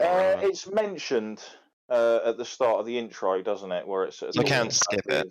Yeah, you can. Yeah, you don't need to know it. It does just sort of tell you. That's good to know. Yeah, I mean, I'm actually pleasantly surprised by this game because it wasn't on my radar, and if Wes hadn't bought it, I probably wouldn't have picked it up myself anyway. I probably would have let it pass me by. But it's been a pleasant surprise for me because even playing it on my own, I've been very immersed in the world and just the story. I just want to know what happens next and. that's always really, really nice, and just enjoying the world and the gameplay. And I'm looking past obviously the graphics thing that we mentioned at the beginning. I know there's been a lot of people really moaning about it. It's fine, but it's kind of like not what people expect. Like when you're on the next gen systems, of course. But if you can look past that, underneath it is there is a really good game there. That's all I wanted to say. Yeah, I mean, you do get to make a lot of different choices in this game. There's a multitude of endings, I believe. Right. Because you can side with different factions, doing certain quests, etc. Like, say you capture an electrical power station in the city, you can assign which faction you give that to. Right. Okay. Which opens up other quests and changes the probable narrative of the game to a degree, because I don't know how far it does fully change, but okay, that's quite cool. Because I did see some reviews saying that the choices don't actually make as big of an effect as what was advertised. So yeah, I mean it's similar in way to like Cyberpunk in the sense where you'll go out and you'll do all these missions for different fixers, but technically a lot of these fixers all have affiliations with the different gangs. Yeah. And you've just been literally running around murdering members of their gangs, like left, right, and centre for another group. And then you just walk up to their fix and you're like, all right, mate, got any missions? And like, oh, yeah, come on in. Yeah, there's a mission for you over here doing this, that, and the other. It's a bit, yeah. When you're trying to build that sort of immersion to a world and having the character interactions, they're the kind of things people look for. More of a sort of like, oh, I've made enemies here. But overall, I mean, we're all enjoying it, right? I mean, yeah, that's the main thing. It's not perfect, it's not amazing, but it's good enough, we shall say. For now, I'm not hating playing it. Put it that way. Was one of the other guys going to mention something? I heard someone half pipe up a second ago. No. No. Okay. No. Anything else, Darren? Or was that? No, that's it. That pretty much, put the nail in that one. Sweet, man. Sweet. Yeah, man. Great game. And that's another one knocked off my games played for the week as well. So there we go. I forgot to mention something earlier. Yeah, go on. Can I go back to? Cool. I forgot to mention my Nintendo games. Just the. Oh my goodness! You're on your Switch all the time. Well, mainly Mario Party. Considering it's the 23rd anniversary of Mario Party's release on Tuesday, thought it'd be worth a mention. Oh, nice. Yeah, 23 years. But yeah, I've played a lot of Mario Party, and I think that this is probably the best Mario Party I've ever played. Considering that it's basically a remaster of all of the previous Mario Parties, still, it's the best ones. I think it's that's nice though when you have that title where you're like, this was a little bit too early, please just do that again, but make it nice. Thank you. We'll give you money for that. Some companies understand that, like with things like Resident Evil 2 remake. See, I like Mario Party, and I've been playing it a lot myself, but I still get that feeling that it needs more boards, maps, or whatever you want to call them, because it just seems like there isn't a very big selection there, really, is there? Yeah. Well, I feel like so they tried that, right? They tried making a new Mario Party, the one that came out before this on the Switch, and that was a massive flop. I didn't get it. My friend got it and played it with him, and he hates it, and I hate it. What was it? The boards or the mini games, or a mixture of both? The mixture of both. I think they didn't have. Obviously, they didn't have any of the previous mini games. I don't think. It was kind of new mini games, and they were all like very easy and non-imaginative and not really challenging. And then the boards themselves didn't have really any crazy interactions in them. They would just kind of get from here to the end of the board like Snake, and not have any kind of. I don't even remember if there was a star system on one of the boards we played. It was just literally like snakes and ladders. Oh right, okay. Yeah, so it didn't. I think that was terrible. People who I know who've played it think it was terrible. I haven't seen any official reviews of the previous one, but I do believe it was a massive flop. Right. So I think they did the right thing with this one and kind of just appeal to Mario Party fans and new fans. I never played any previous like N64 or the original Mario Parties really. So yeah, I mean I remember playing it on the N64 back in the day. I mean, what I do like about this Mario Party is it does feel very refined. Like that, there's always something going on. You have your turns, then you have a mini game after everyone's had their turns, and other things can happen throughout the game as well. Like you land on the versus button or something else. But the game, and there's always something going on as well. Like people can steal stars of each other and money and that, and little rivalries happen, and I say it is the perfect couch co-op game to play, which is why I've been playing it a lot with my wife and my little boy, who absolutely loves it as well. Obviously you can play it online, but I think playing it couch co-op is the way to do it, because I think it's all well and good playing games online, but I think you miss something, especially in a game like this when playing online, because when you're sitting with people you get more of the banter and stuff like that, you know what I mean? Yeah. So well, the good thing about the online, and I personally think the online is brilliant, because obviously Mrs. being Japanese, her family being in Japan, they have her brothers have a Switch, and I think it was New Year's Day, we all played Mario Party really cool online. Oh, that's awesome. And she got to we're obviously all on a video call at the same time, and it was hilarious. It was great fun. Brilliant. It was kind of the connection that we needed at that time. With them, and I think it's a great addition to have, even if it's not going to be overly used, because it's fundamentally a couch co-op, as you say. No, I don't think anyone's really going to be going out there solo playing Mario Party. No, well, I bet some people do. I bet some people jump on Mario Party and think, I wonder who's on. I'll join a random lobby for some Mario Party. I bet people do it. Yeah, no, definitely. I think at least a minority. Yeah. But yeah, I mean, for that purpose, I think it's great, and I've also played with friends online when we've not been able to meet up in person. Yeah, that's good. So it's definitely great that they had that. It's something I wouldn't have expected, but it's there. So it's it's really good. Awesome. Yeah, even though there's not very many maps, I've replayed the same map about 5 times, and it's not getting old. It's just as upsetting. it's just as frustrating. It's just as hilarious to fuck over other people or be fucked over. So it's generally me that gets all of the crazy stuff happening too that I never get a star from. But yeah. Cool. Is that it? Is that what you wanted to mention?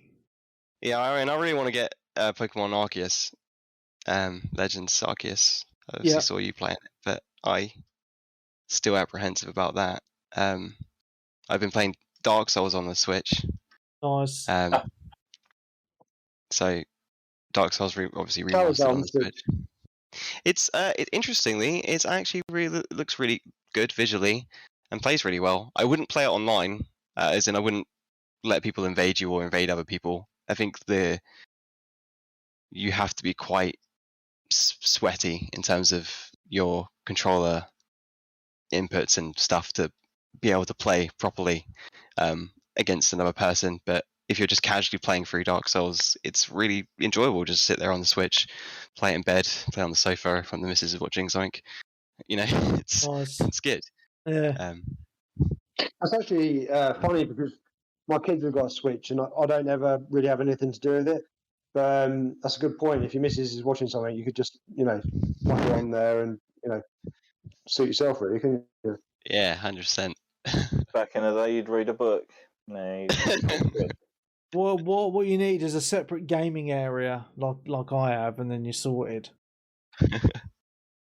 Yeah. Well, anyway, Pokemon Arceus is a game that I have been playing on and off for the past couple of weeks now, and I mentioned last week that I've never really been into the Pokemon games since the OG Game Boy. That's how old I am, and I'm actually really pleased I picked this up because it is different to other Pokemon games. It feels like, well, it looks like Zelda, the Breath of the Wild in the graphical department, just the art style, but it feels very much like Ni no Kuni, the original Ni no Kuni, and just in regards to the story, and obviously Ni no Kuni is a little bit of a Pokemon rip-off anyway, with the collecting of the animals, and you make them, and they, like in Pokemon, they transform into better ones when they level up and all that sort of stuff as well, right?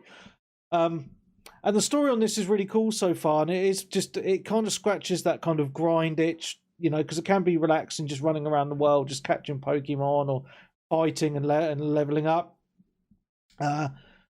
But as you progress through, you get Pokemon boss battles as well. So you really need to make sure you have grinded a little bit and leveled up your Pokemons, which are at your disposal. Which you do in a lot of RPGs anyway.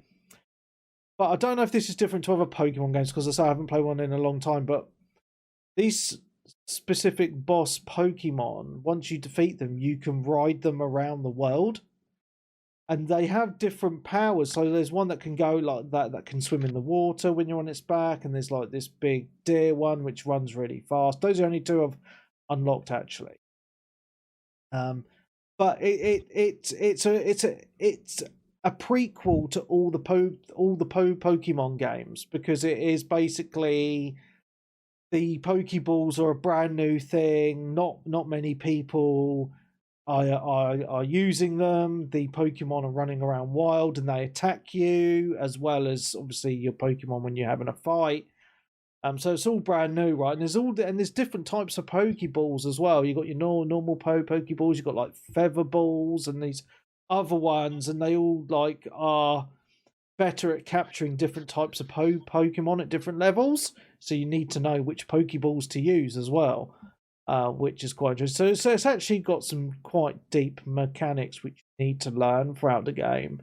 It's been getting some really good reviews as well. And as someone who isn't a big fan, I know that you are, Evan, you've played a lot of them, just coming from it as a noob really to the franchise, I think it's a really good game, and it is something that I will continue playing on and off. It is a lot of fun, and I do think that you will like it as well. And you can already pick it up at a decent price. I did see on Hot UK Deals yesterday that you can pick it up at Curry's for £35, which I don't think is pretty bad. Good.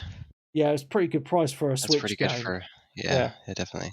So I've been apprehensive again, just because the Sword and Shield, which is the kind of last main title they did a remake of Diamond and Pearl, which is what they released last year, right? But in terms of their actual newest actual new title, Sword and Shield was good, but it was disappointing, and it was disappointing for a lot of people.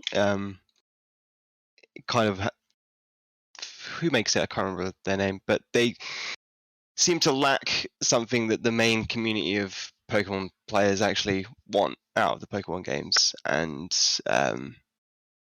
they're kind of slowly putting things in that people want, but kind of still targeting it towards who obviously is the obvious main franchise, which is children, obviously. But there's obviously a lot of aspects and challenges in the Pokemon games, and that people want more of, like the ranking systems and the online and things like that. they did really good job of it in Sword and Shield, but there was still a lot of things that didn't really work and were just kind of off-putting. And I mean, Legends Arceus is really cool with having Pokemon walk around. You're having your own Pokemon, you just throw it on the floor and just talk to it and have it walk around with you. That's, being able to battle and have your own player walk around is, I think, kind of like almost like a revolution for a Pokemon game. It's like, that's really damn cool, because you're normally just immediately locked into this turn-based battle. You don't have that kind of free world kind of movement, which is just, when I saw you playing it, I thought that was kind of insane. And it's just, if there's more to it than that, if it's just, I feel like this is a step in the right direction, and then the next game is going to be the one where they have perfected a lot of things. I feel like they're on this journey, and this is, amazing, but it's not quite there. I'm sold by the cool things they've added, but I'm not sold on, is it actually compelling for the whole game? Am I going to play through this and not, am I just going to get bored of this by the end? And well, I can't say because I've not finished it, so I think it's meant to be quite a long game, to be honest. I think the Sword and Shield, it is quite long. Sword and Shield was quite long. And it is a bit of a slog in terms of having to level up your Pokemon and get your teams up, but it's interesting. It's definitely interesting, and I think I will pick it up because some of my friends have got further through and they've started saying that it's, it does get more interesting, and there are really cool things with the story. Cool, yeah. I mean, it's one of those games that I play in little spurts, like an hour at a time or whatever, just for something to do. I mean, but because I've got quite a lot of Switch games at the moment. I'm trying to I've made kind of a list in my mind of the order that I want to finish the games now, and one game that I've been playing on and off for quite a while is Xenoblade Chronicles Remaster, and it's one of those games that I always wanted to play, but I never did, and I picked up Xenoblade 2 and didn't enjoy that, and when the remaster for Xenoblade come out, I thought I'm going to pick that up, and I've been playing it on and off for a while, but at the moment it is my go-to Switch game. I'll lay in bed and play it for an hour or whatever, and I'm just really enjoying it. And I've put quite a few hours into it in the last week, especially. And the story now is getting absolutely fantastic. I don't know how many chapters are in the game because I've not looked at a walkthrough or anything, but I'm on chapter 9 now, and I feel like I've made really good progress in the story, but there's still a lot more to happen. And it has a lot of twists and turns, and I'm not going to spoil it for anybody. But the one thing that I'm really liking about it is the world itself just feels absolutely massive. I already feel like I've explored so many just massive areas and done so much. And it's one of those games like a typical RPG, right? You kind of get distracted with side stuff going on, so you'll be in this huge area and there'll be all these exclamation marks for people who are giving you these quests. And I normally pick them up and you can complete them as you're progressing the story, actually, which is really nice because it'll be like, oh, there's these enemies, can you kill 10 of these particular enemies in this area, and you'll figure out, oh, well, that's actually on my way to the main quest, so I'll go and do that. But the cool thing about it is most of the quests, once you've done them, you don't need to traipse all the way back to turn it in, which is absolutely fantastic. You'll just say, yeah, it's done, great. I'll be like, yes, and you get the reward automatically. Now, this is a remaster of a Wii game, and I actually think it looks fantastic. I'm playing it on the Switch. I've played it on the TV and on the handheld mode. And for a game that's essentially very, very old now, I think it still looks very beautiful. I mean, you can tell the dated kind of textures and stuff, but when you're exploring and the world and all the lighting hits the sun and all that, it just looks massive, and you do feel like you're in this massive world and you're on this epic adventure. One thing I will say though, I mean, the combat system does take a little bit of getting used to, because you go into attack an enemy and it's kind of semi turn-based semi-action. So you're due to be automatically hitting, and then you've got like this little bar across the bottom, and you can choose all these other moves, and you've got your teammates with you as well. But the difficulty does really ramp up in this game, so you need to make sure that you do spend a little bit of time actually doing the side quest stuff, because obviously that helps you rank up when you're killing these other enemies. So that's something that I will recommend you doing, because I do feel if I hadn't done that, I wouldn't have been progressing like I have been doing. So if you're after an epic RPG on the Nintendo Switch, this is probably one of the best ones I've played on that system. It is absolutely fantastic, and I'm quite hooked on it at the moment, to be honest. I wanted to get it for some time, actually. It is really, really good. So do it now. Among all the other games that you've been playing, so I'm just going to move on.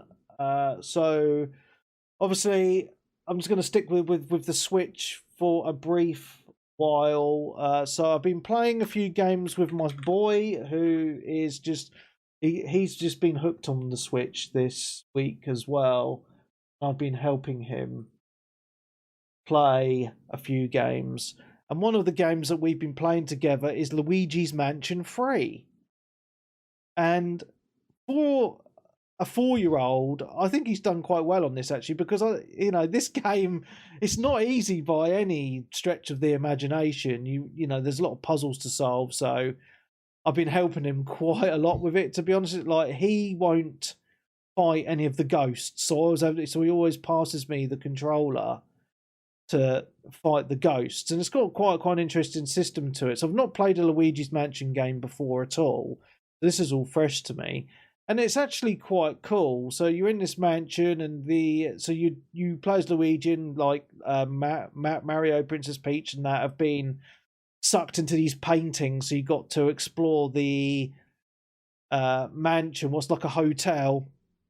It is a hotel in this one.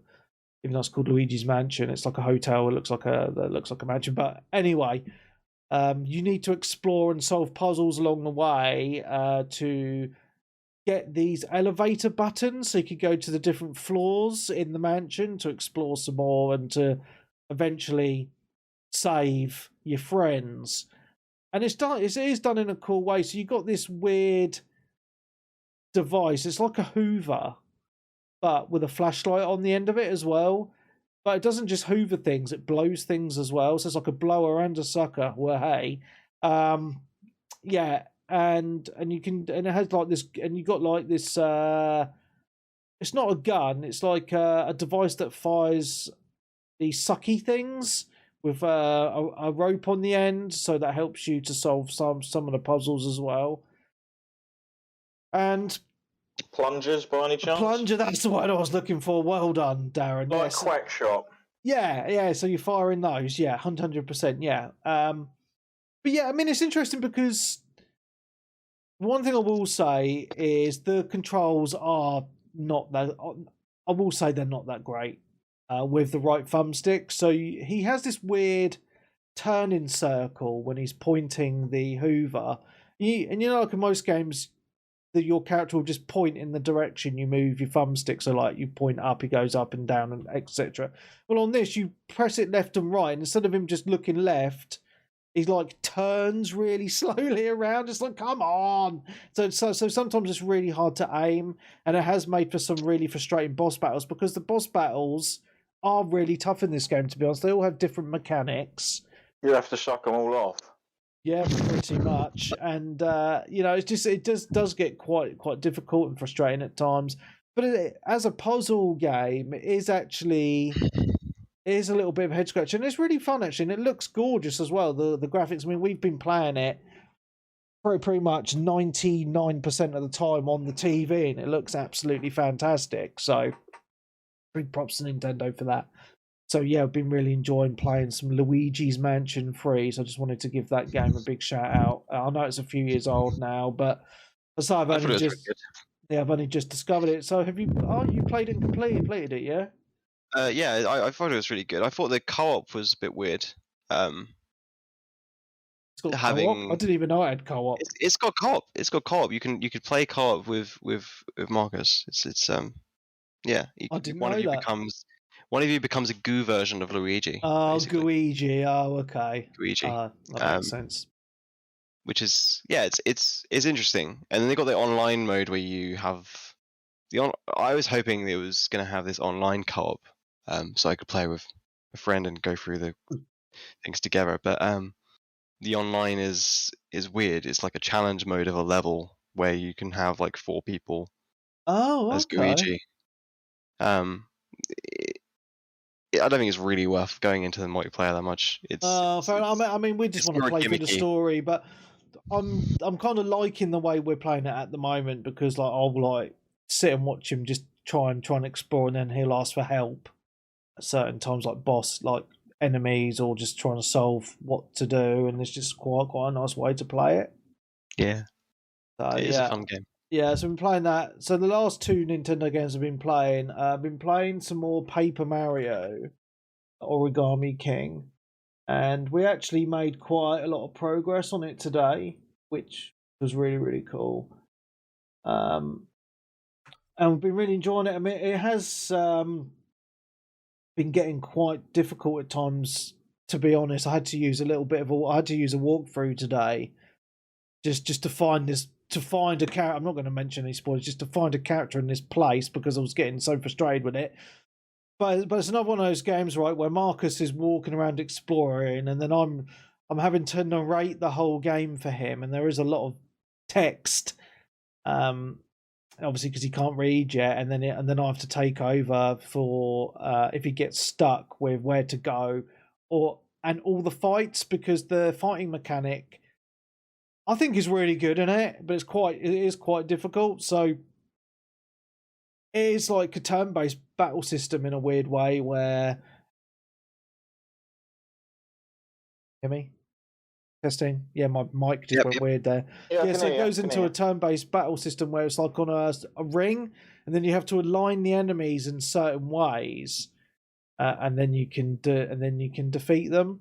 It just makes it is good. It is really, really good, but figuring out how to get the enemies into lines or in a square does get quite difficult. And then the boss battles are even more crazy, where you have like the grid's really, but it's not a grid, it's a circle ring grid thing, and you can move the different circles in different ways, and then you have to make Mario move around to hit a certain one where he can attack, and that gets quite difficult. But story-wise, this is actually really, really good. It does have a lot of tongue-in-cheek moments as well, which would be lost on a child, but I've had a few giggles along the way, and it's just really well done. I'm really, really enjoying some Paper Mario, to be honest. So, yeah, just wanted to mention that.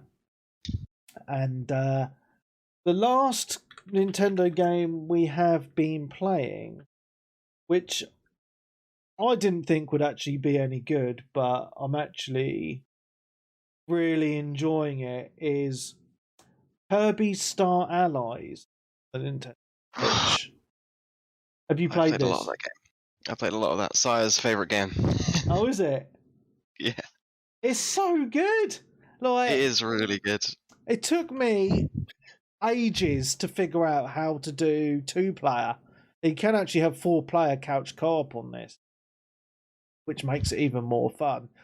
So it is a side-scrolling Kirby game, and the graphics are really, really cute, as you would expect from Kirby. But the way the multiplayer co-op works, like the couch co-op, is like you need to get Kirby. You press the top button, which is the X button, because Nintendo controllers have everything fucking backwards. And Kirby chucks a heart at the enemies, and what it does is it makes them your friend, so they can fight with you. So if you've got another controller with you, then that player can take over control, and you can play co-op. Yeah, so he can have up to 3 friends with him, and they're usually controlled by the CPU, unless you've got people there to take over. And they all have different powers, right? So like what Kirby's like, he sucks up the enemies. And he takes different powers like fire or flying or whatever. There's loads of different characters for Kirby to suck up and steal their powers. And it just makes for some really fun levels, to be honest with you, because there are some, not like tricky puzzles or anything, but you just need to make sure you're really keeping an eye out sometimes on what the enemies are and then what you've got to do next, because you will get some roadblocks along the way and you're thinking, right, how do I get past that? Oh, I need to use this enemy and to take this wall out or something, right? And it's just a very fun game. We're only on to the second world, but it is a really fun game, especially in couch co-op, to be honest. Really, really enjoying it. So it's just something different from Mario, because sometimes I feel a little bit burnt out on Mario, because me and Marcus have been playing Super Mario Brothers U, Paper Mario. We've been playing the 3D All Stars as well, Mario Party, and I'm like, bloody, how many Mario games are we playing? We've got Mario Golf, Mario Tennis. It's like, okay, let's play something that isn't Mario for a change. So yeah, it's just a cool game. So I did want to mention that Mario Golf is really, really fun as well. I think I mentioned that last week. Okay, that's all my Nintendo games out of the way. Got a few more games I need to talk about. So I did actually complete a game this week, and I'm really frustrated that I didn't complete this last year. It was in my honourable mentions in the Game of the Year show last year, only because I hadn't finished it. I actually completed it this week, Lost Judgment. So as people who regularly listen to the show know, I'm a massive fan of the Yakuza games. And Judgment, the original Judgment, was a spin-off to the Yakuza games, and Lost Judgment is obviously another spin-off to the original Yakuza games. So it's set in the same cities, and there is a lot of references as well going on, but it's its own game in its own right. You don't need to play the Yakuza games to have fun on the Judgment games. Now, it took a little bit of getting used to at the beginning, because after Yakuza 7, because that went to a turn-based battle system, this is the old school Yakuza battle system of button mashing fun times. And I really enjoy the battle system of this game, because you've got 3 different martial arts styles that you can choose from, and you can switch between them at any time, and the battles just get fast and frantic. But what keeps you going with these games, just the stories are so fucking good. These could be films. They're like film quality stories. They really, really are. And the story in this, obviously, I'm not going to give any spoilers away, but I was in shock. Like, there's 13 chapters of this game, and the way that I have been playing Judgment is I kind of do a chapter, and then I'll put it down and go and do something else, because it's really, it's like, what Alan Wake did, right? You do a chapter, and then when you start the next chapter, it gives you a recap of the story so far, and I really like that. It episodically. Yeah, and I really like that, right? Because you don't feel like you've rushed through it or anything like that. Just enjoying it for what it is, and that's been a really nice way to experience this game. And yes, I've been playing it a bit like a TV show, really, to be honest. And the world is just, as with all the Yakuza games, just so much. It feels so realised, like it feels alive. Like there's a lot of pedestrians around, lots of vehicles. Like the world feels so dense, like you're actually in a real city. And God, the story, like at the beginning of the game, I thought I had the story completely sussed out. For, oh yeah, that's going on, and then all these things happen with different people, different groups per se, and then it all kind of does the Yakuza thing of they all, towards the end of the game, they all link together, but not in a way that you expect, and that's what I really like about it. And generally in a good way as well. Yeah, in a really good way. You cannot guess what's going to happen in these games, and that's what I really like about it. Like, the twists and turns are just absolutely insane, and I loved it, man. It's such a good game. So if you've got the opportunity to play the Yakuza franchise or the Judgment games, like, do so. So freaking good. Really, really are. And for those people that don't like to play them in Japanese, they are dubbed as well for you heathens. So you can play them with really rubbish English voice acting, but I play them all in Japanese. Only downside is I think a lot of prevalent people have actually left that studio now, including the guy that was behind all of the Yakuza games. He's gone off to make his own studio under Tencent, I believe. Oh, God. Chinese are taking over, aren't they? Yeah. We'll see what they can do. Like, as long as they're given like the freedom to do what they want, that's good enough as far as I'm concerned. But yeah, but yeah, I mean, it's one of those games because I started it and then I put it down for a while. Then I thought, well, you know what? I've got all these PlayStation games lined up. I need to start clearing some out. So this was the top of the pile. It was in sale recently as well. I think I've seen it for sort of like 20, 25 quid. Yeah. So it is at a really good price point at the moment. And I wasn't disappointed with it at all. I was just like, I was getting to the end of a chapter. I was like, oh, I need to know, it's so good. I want to know what happens, So, it's one really nice when really get your teeth into a game that you just really want to see the end of. And it didn't disappoint at all. Such a fantastic experience. Really, really was. So, yeah, man. And the cool thing was that Wes completed it this week as well. So I completed it the day after him. So we had a good chat about it as well, which is it's really, really nice when you can talk to people who've completed a game at a similar time. So it's both fresh in your mind. So, yeah, so that was really nice experience as well. So, yeah. So just sticking with the PlayStation then, Stunty being a nice bloke he is, he invited me to play a game with his friends on the PlayStation. So I did a round of golf with them on PGA Tour 2K21. Lucky me. This has been out for a while. How is it now, PGA? It's really good, actually. I mean, obviously it's a PS4 game, but it still holds up well in the graphical department. And I miss playing a good golf game, actually. It's been a while.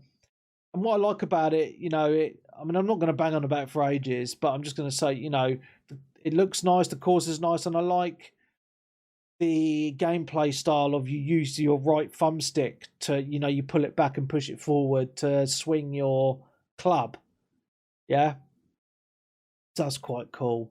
So it was just quite nice. So we just did 9 holes, 4-player. And I didn't do too bad. I mean, I come last, but I didn't get absolutely stonked, which was nice. I did all right for my first go, but it did take ages because we played it like real golf. So one person would take a go, and so you'd watch each other have your goes before it's your turn, if that makes sense. So yeah, it did take a long time just to do the 9 holes, but yeah, it's a really nice game to play. Just very chilled out and relaxing, just having a chit chat whilst you're playing it. So yeah, just really enjoyed that, to be fair. That was good.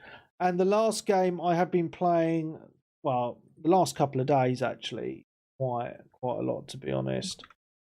It's Gran Turismo Sport. So I've been playing it a lot because there was some Gran Turismo 7 footage come out this week, which I'll talk about later in the news section. So it's got me quite excited. So I've been banging to GT Sport again, just kind of getting ready for 7, and obviously I've been using the racing wheel, and it just feels so good with the the force feedback to play. And I've been playing some online, and I'm slowly getting better online, but I've just been kind of trying to finish off all the challenges on Gran Turismo.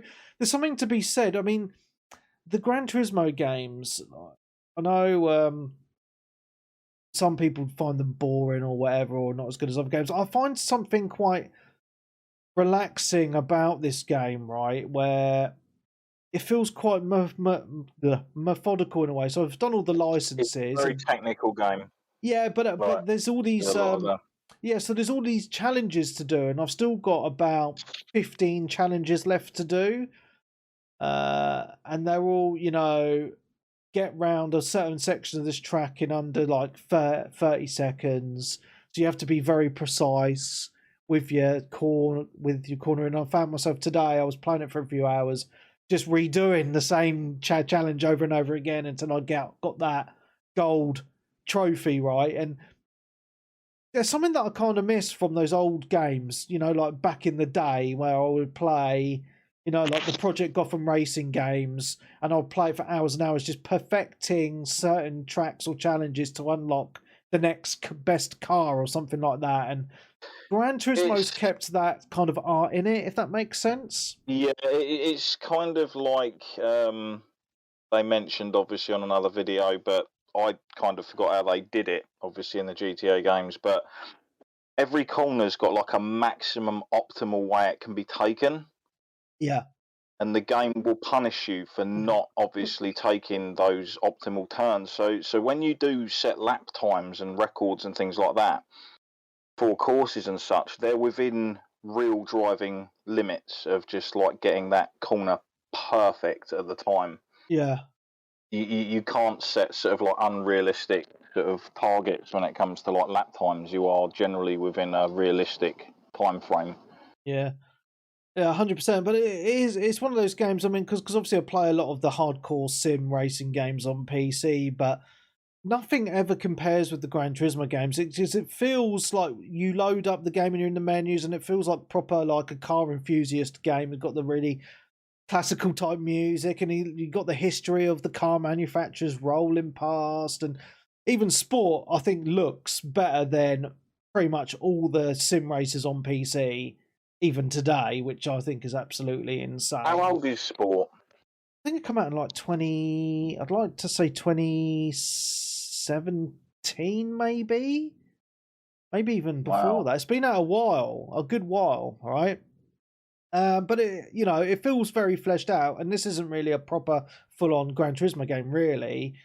But it feels very fleshed out. I love the driving style, and to be honest, I mean, I enjoyed playing it with a controller, but having a decent racing wheel just adds a massive level to that immersion, and it just makes it a lot more enjoyable. I've been doing some online races, but I just get absolutely stonked because people have been playing this for years.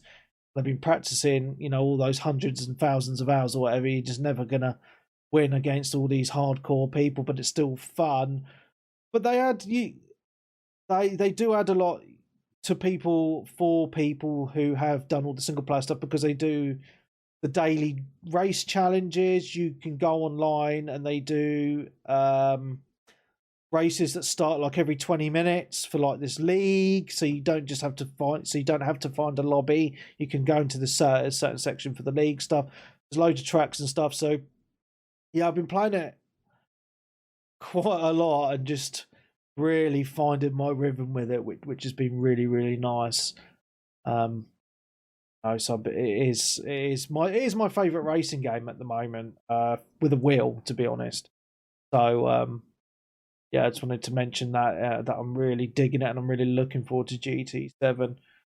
Okay, so are you gonna stick with the wheel for GT7? Oh, 100%, man, 100%. Yeah, because obviously they did make a big thing about like the way that the PS5 is going to use the haptic triggers. Yeah. No, how the tires skid and like when you brake in and like going over. Yeah. Like the side verges and things like that. Yeah, no, I mean, because the feedback you get off the wheel it feels real. It really does, even now, like when I use it, because it's like I've got the Logitech one. It's got this thing called True Force feedback, and Gran Turismo uses it really well. So already, like on sport, I feel all the rumble of the sort of the curbs on the wheel, and it feels like you're actually driving a real car anyway. So my guess is that's all going to be in 7 anyway. So it's just going to be as immersive. Are there I know this is obviously going way too simmy to a degree. There must be certain wheels that you can actually tune to drive exactly like that car, because obviously each car is going to drive slightly differently from the rest, like with its turning and the weight of the turns and So I mean, etc.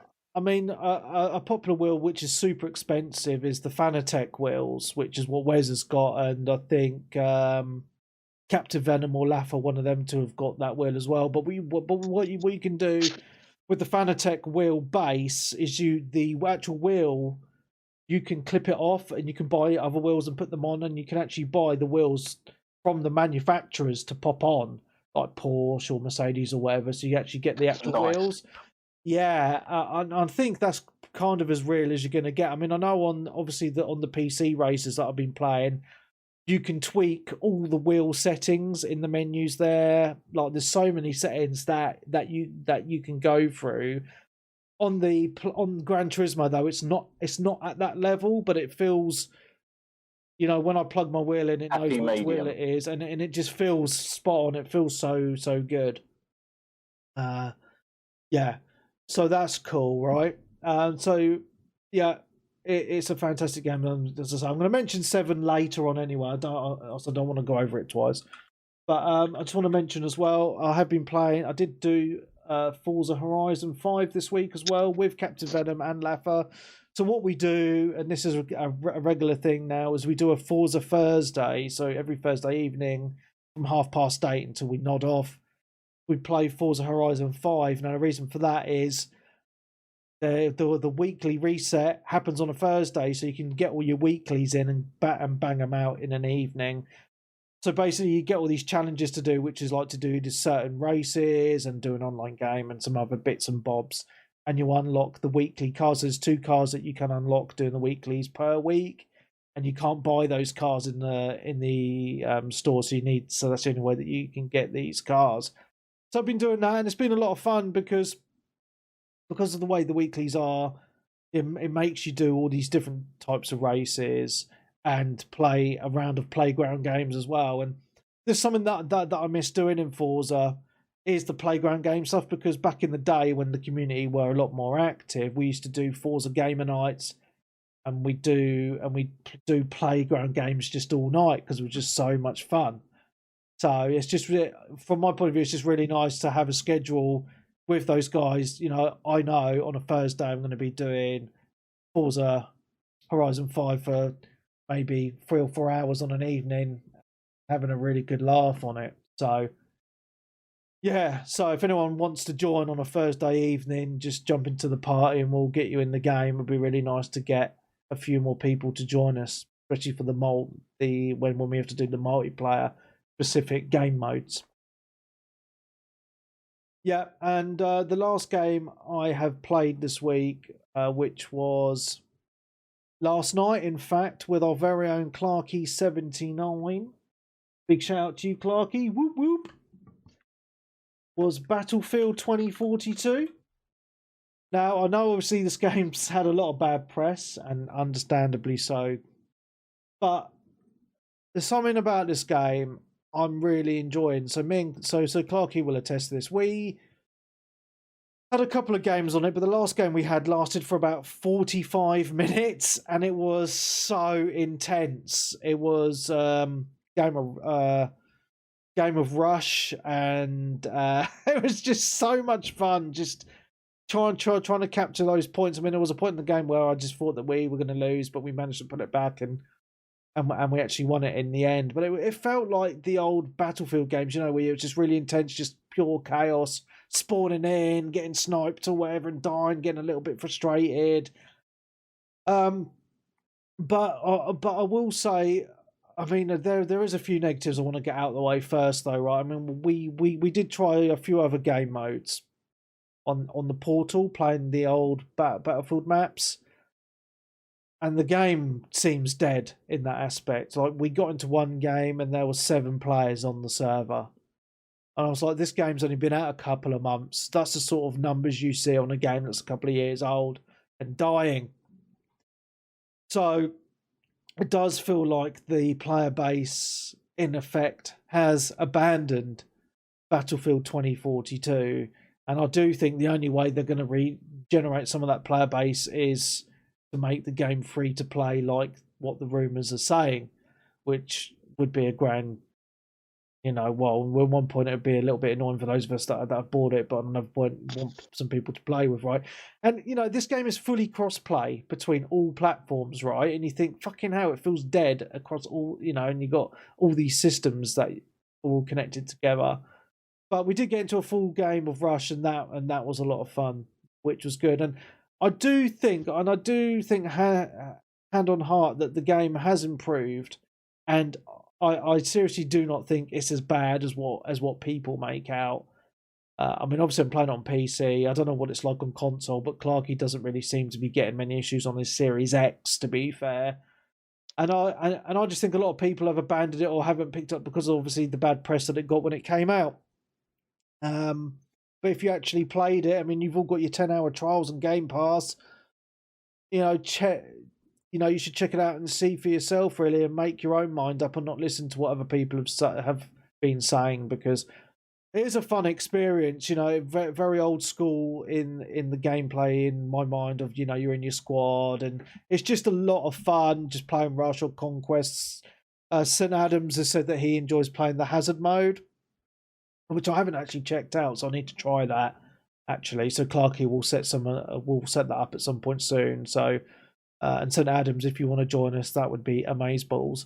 Yeah, so... and it's one of those, I would love to see more people just playing it just to get on with, to be honest, because, it was only by chance that last night I saw Clarky playing it and I thought, right, I'm getting straight on that, because I don't really want to be playing it on my own. I want to be playing with people like the good old days in a squad. And, I think, well, there you go, Evan. We need to play it, man. So, we should play some more of some Battlefield just to up that player base and to give it more of a fair shout, really. Yeah, I think it's definitely not as bad as what people have made out. I agree. Yeah. I've encountered a lot of issues with it, though. Like, some maps are just terrible, and the quality of players at long distances on some of these maps, when you're trying to snipe or something, they look like something out of a PS1 game. I haven't noticed anything that bad, but okay. I guess it might be trying to snipe. I might be exaggerating a bit, and I might be trying to snipe at too far a range. I don't know, one of those two. But the other thing is a tornado. One of the main kind of pulls in for the game that's in every trailer is hardly in the maps. Yeah, I think I played it a lot in the first few weeks, and I had the tornado come into the map twice. Yeah. So it needs to come in a lot more. It's one of the things. I mean, I've seen the tornado a lot. I think it's just a bit of luck of the draw, really. I mean, we had it last night. But yeah, a few of the comments I'm seeing in the Twitch chat, and I do agree with this, some of the maps are too open in places, so you just feel like, you're just open fair game for snipers because there's no cover, which is very frustrating, and I do understand that. But for me, I mean, I like most of the new maps anyway. I think some of them are really, really fun. Obviously, some are better than others. But the main reason I picked up the game was really to play the Portal mode, to go back on those older maps, and it's just such a shame to see those servers completely dead, which I would not thought would happen in the first couple of months, especially of the game launching, which is absolutely insane. 7 is a good number for you. I had 2 people in my goodness. I think what did I join? I joined one of the older Battlefields, not I think it was 1942. Yeah. And there was took ages to find a game, and when I was in it, I was either on my own or with one other person. It's just really sad to see with a game that's only been out a few months. I hope EA and DICE learn from this, because admittedly, when the game launched, it was not ready to go, and they're just thinking of profits. And now the problem is, I don't know how they're going to redeem themselves with this game, because I think they've lost so much goodwill from the gaming community, not just with the state that the game launched in, but some of the comments that their dev team have put onto social media as well, saying, all these people should stop moaning, we're doing the best we can, give us a break. When you just come off holiday, you're all bitching too much. And it's like, look, you've put out a product, people have spent a lot of money on this. I mean, some people have paid, £100 for the Ultimate Edition or whatever, and they've been screwed over. Yeah, I didn't even know they didn't put a campaign in the game. I actually didn't know that, and that's my fault for not knowing that before they got it. Yeah. my fault for not reading that press, but I think I assumed just because every other Battlefield game has had one, and it's one of the things I look forward to quite a lot in a Battlefield game. They tend to be very enjoyable, compelling, and I was really annoyed when it came out and there was no campaign. Yeah, because the Battlefield 4 campaign was really, really good from what. So I find it extremely strange that they didn't put one out, and it's totally on me for not realizing they didn't. I probably wouldn't have bought it if they didn't put a gay campaign. I probably would have at least bought the cheapest version. Yeah. But that's just insane to me. They kind of they lost all that development on putting a campaign in. They didn't even, the multiplayer should be way better than it. Yeah, 100%. I mean, the game has been out since November, and they still haven't added a fucking scoreboard. I mean, and they've delayed the scoreboard. It's like, how fucking hard is it to put a fucking scoreboard? I mean, come on, guys. You've been making Battlefield games like 20 years. Sort it the fuck out. And Clarky has rightfully said in the Twitch chat that, they have tried to go for the hero shooter, because it is the one thing I don't like about this game is, you have your specific characters and they have their specific kind of moves, if that makes sense. So you got the grapple guy, or the lady that fires the healing dart or whatever. It doesn't feel, in that aspect, it doesn't feel like a Battlefield game. And it's like when the game ends, you have your characters walking up on the screen going, hey, like holding the gun up, going, look at that is the most cringy thing. I fucking hate that. And they've ripped that straight out of fucking what's that other EA game? What the fuck's it called? Like Overwatch, but the Battle Royale game that they've got. Apex, that's it. Apex it's literally ripped out of Apex, 100% that end thing. It doesn't need it. It doesn't need that end thing at all. And the characters are just annoying. No, especially when you've got 4 players and they've all got the same character, and you're like, hey, quadruplets, Everyone just plays the grapple hook guy anyway. So. Yeah, and it's right. This isn't a Battle Royale game. Not every game needs to be a fucking hero shooter. Let Battlefield be Battlefield, and they've just tried to change it up that too much. And I can, I can admit that is a very poor part of the game. But the reason I picked it up is because I just have that nostalgia here. I loved playing Battlefield Bad Company. I love Battlefield 3 and 4, just playing it online with my mates and that. And I was hoping that this would bring it kind of back to that kind of era for me personally. And I have had some of that, to be honest, playing it with Clarky. Like, those old feelings have come back in the fun times. But there is a lot of negatives to the game as well, which is what we've just mentioned. But if you look at it kind of objectively as what it is, it's still a fun game for what it is, if you can look past all those issues, and I know there's quite a few to look past. Yeah, I've had a lot of fun on it. I've got into jets a lot with this Battlefield as well, and that's been a lot of fun. Nice. So, vehicles, they're always the hardest thing in Battlefield, especially on PC. Yeah, I don't agree there. But, yeah, I've enjoyed it a lot, despite its flaws. Yeah. And I, to be honest, if you try to play the Bad Company game mode, that's the only game mode of previous Battlefield Portal that I've actually found players in. So there's generally a fair few in Bad Company. I'm not sure what it's like now if that's what you tried, but and some of those classic maps are so good, man. Oh yeah, so good. Yeah, and it gives you all of it takes you straight back to the nostalgia, because it's like nostalgia remastered. Yeah, and what's mad is how much you remember of those maps as well. And you get to go, oh, I remember this bit there and that bit, especially with that lighthouse, so cool. Oh, but, yeah.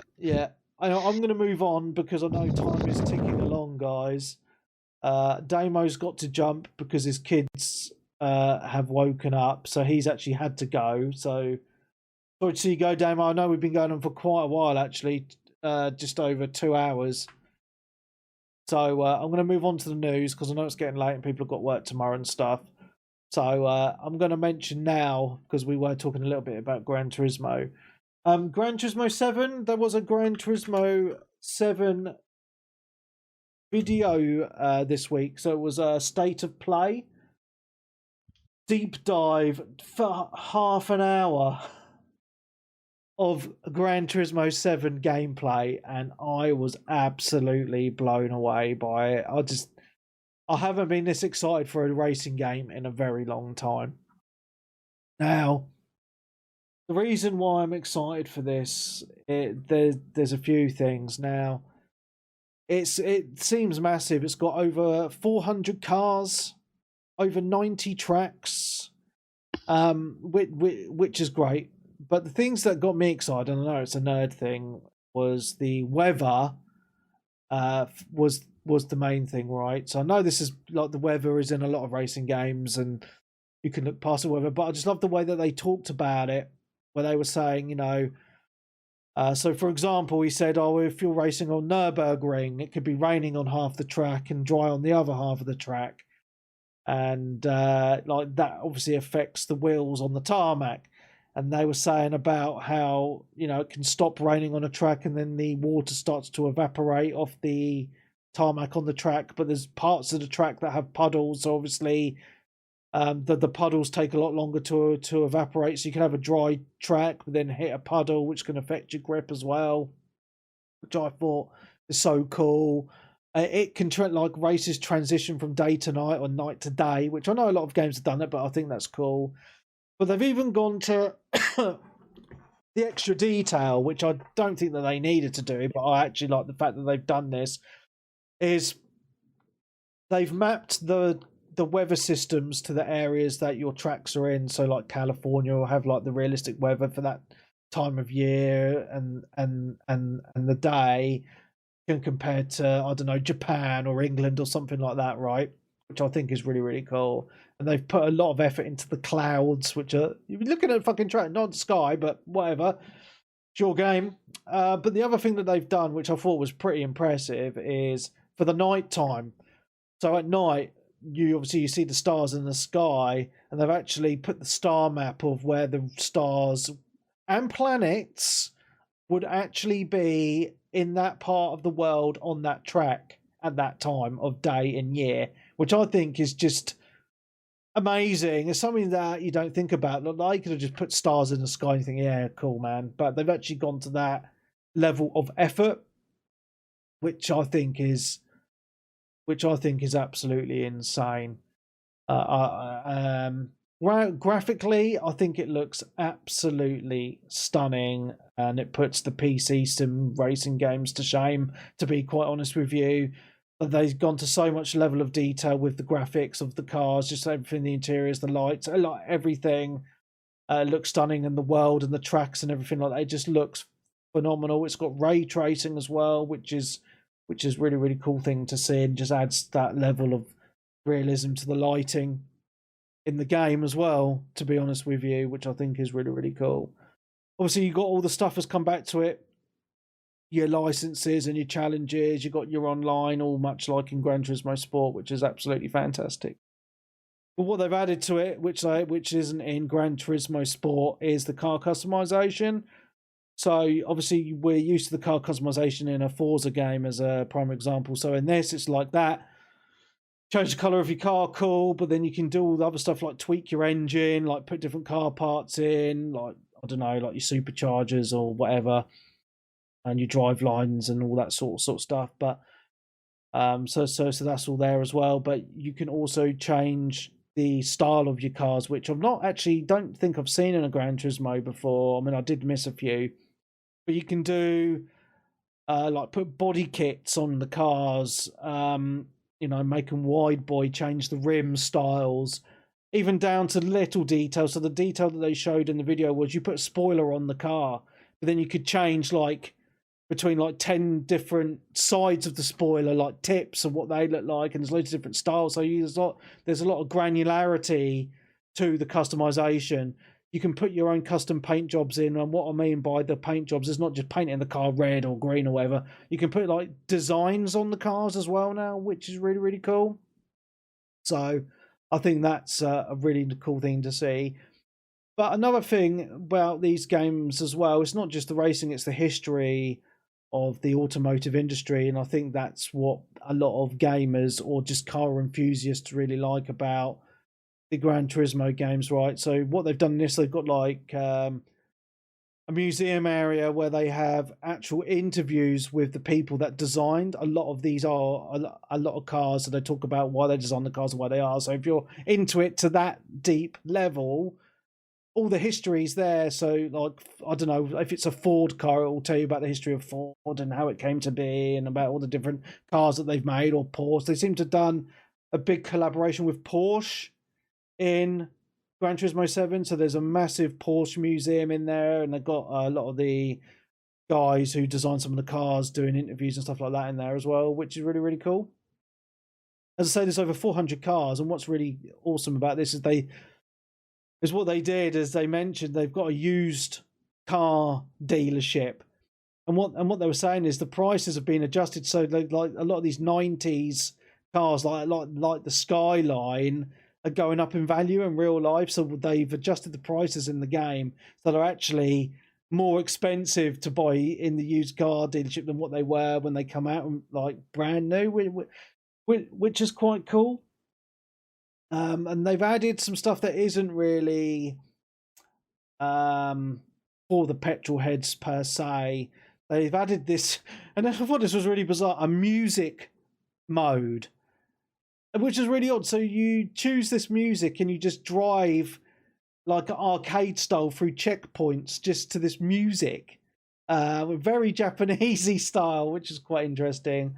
One thing that people would like about this, I think, as well, is split screen racing is back in this, and I didn't think that this would be a thing. With the, obviously we're in the age of online gaming, right? Have been for a long time, but they've even gone to the effort to add split screen racing into this as well, which I think is quite cool. That's really refreshing.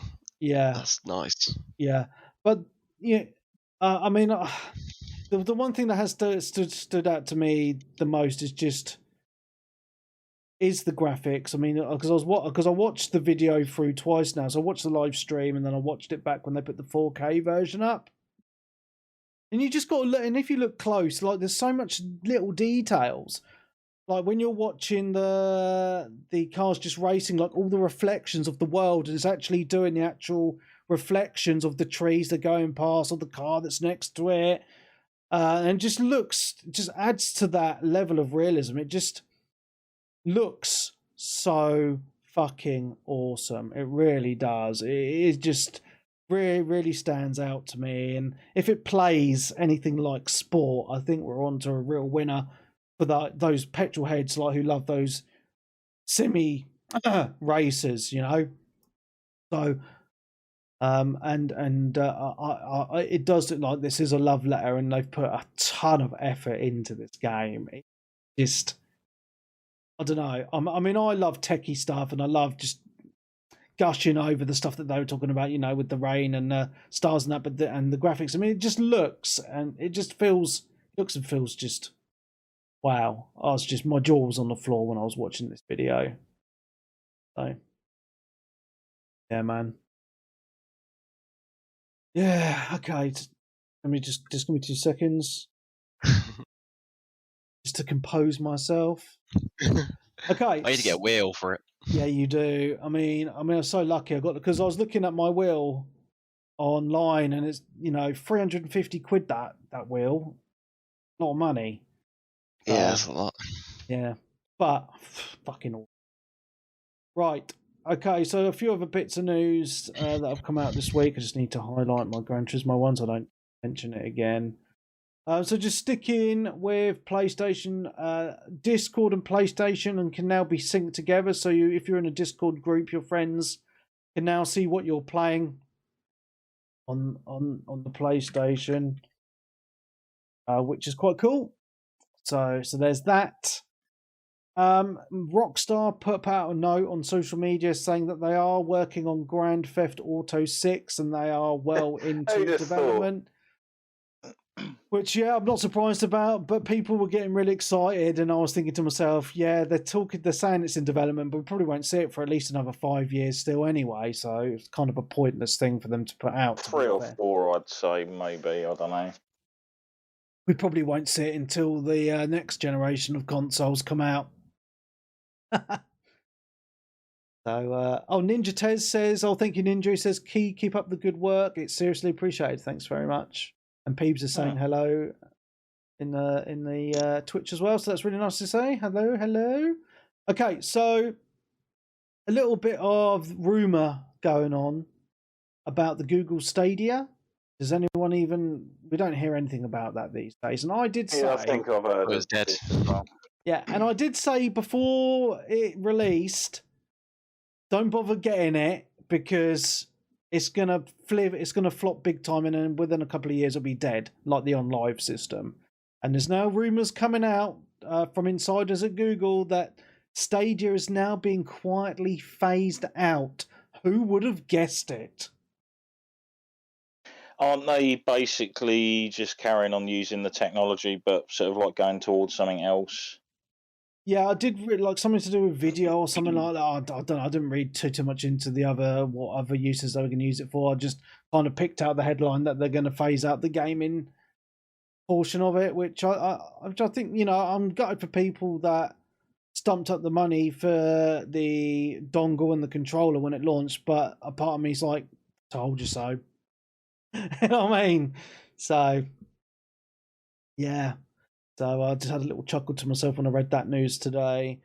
Obviously, the big news that happened on Monday is that Sony have purchased Bungie for $3.6 billion,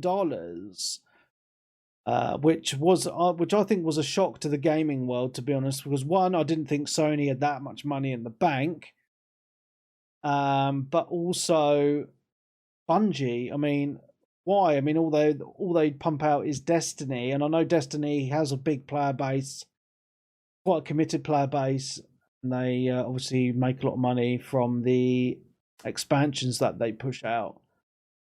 But I just thought it was an interesting one, to be honest, because after that news come out, they confirmed that all the Bungie games at the minute, well, they only make one game, right? But whatever. But Destiny's going to stay multi-platform, and any future games that they make will also be multi-platform as well, which I thought was quite interesting, because I thought the point of making an acquisition like that was to get a game studio, exclusive, right? But not so. So I think that's quite an interesting purchase, to be honest. So, I mean, obviously it's a lot smaller than the purchase that Microsoft have made for Activision, but perhaps that's kind of a repercussion from that acquisition. Sony have maybe thought, perhaps we need to get in on this. So, watch this space, will be quite interesting. And my last piece of news is actually FIFA related news. I could have mentioned this earlier, actually. Obviously, if you watch the news, you'll know that a Manchester United player has been accused of raping a woman, and there was a video and some audio that went online about this. He has been taken out of FIFA 22 because of these allegations. So they did an update and they took him out of the game. Oh no! How to completely destroy your career. What football player is it? Or Mason Greenwood. Manchester United player, isn't he? Mm-hmm. He plays for Man U, I'm not surprised. Yeah, so anyone who bought their an official kit from the shop with his name on it is being asked they can get a completely brand new shirt with any player's name on they want. That's good of them to do. As a replacement. Yeah. I mean, the thing is, it's all. I just think it's mad that we live in a day and age where they can just do an online update and pull players out of a game. I just think that's quite interesting. Use of technology, no matter your feelings. Well, they completely took out one of the actors from the original Judgment, didn't they? Yes, they did. Yeah, because he cheated on his wife or something, right? Was that? No, I think it was drugs related. It was drugs related. It was even an allegation. I don't even know if it was proven. But it's so frowned on over there. And I think he'd had a couple of allegations before, which is a shame because he's like a nice, imposing looking actor. Right. So it was kind of weird when they changed him. Because obviously I played the demo, and he features in the demo. Oh, okay. And stuff, and I think he was in the very early copies of the Japanese version of the game. But by the time we got it translated over here, he'd already been sort of like removed from it. Right. Okay, that's quite cool. That is all my news for this week, actually. Did you not watch the Tokyo, whatever it was called? I didn't watch that Tokyo. Tokyo. I did actually watch that today. I forgot to put it on my Google Sheet, actually. Yeah, because they did one for Sifu as well, didn't we? Which we talked about earlier. Yeah, like a little state of play. But then they did another one on Ghostwire Tokyo, which was like about a 10 minute or so, wasn't it? Sort of talk through, and then like another 10 minutes or so of them talking about the development process, etc. But I really like the look of this game. I didn't think it was going to be open world. No, I didn't either. At all. I think it looks interesting. I think it has quite an interesting art style to it, to be honest, as well. It's not going for ultra realistic. Yeah, which I quite like.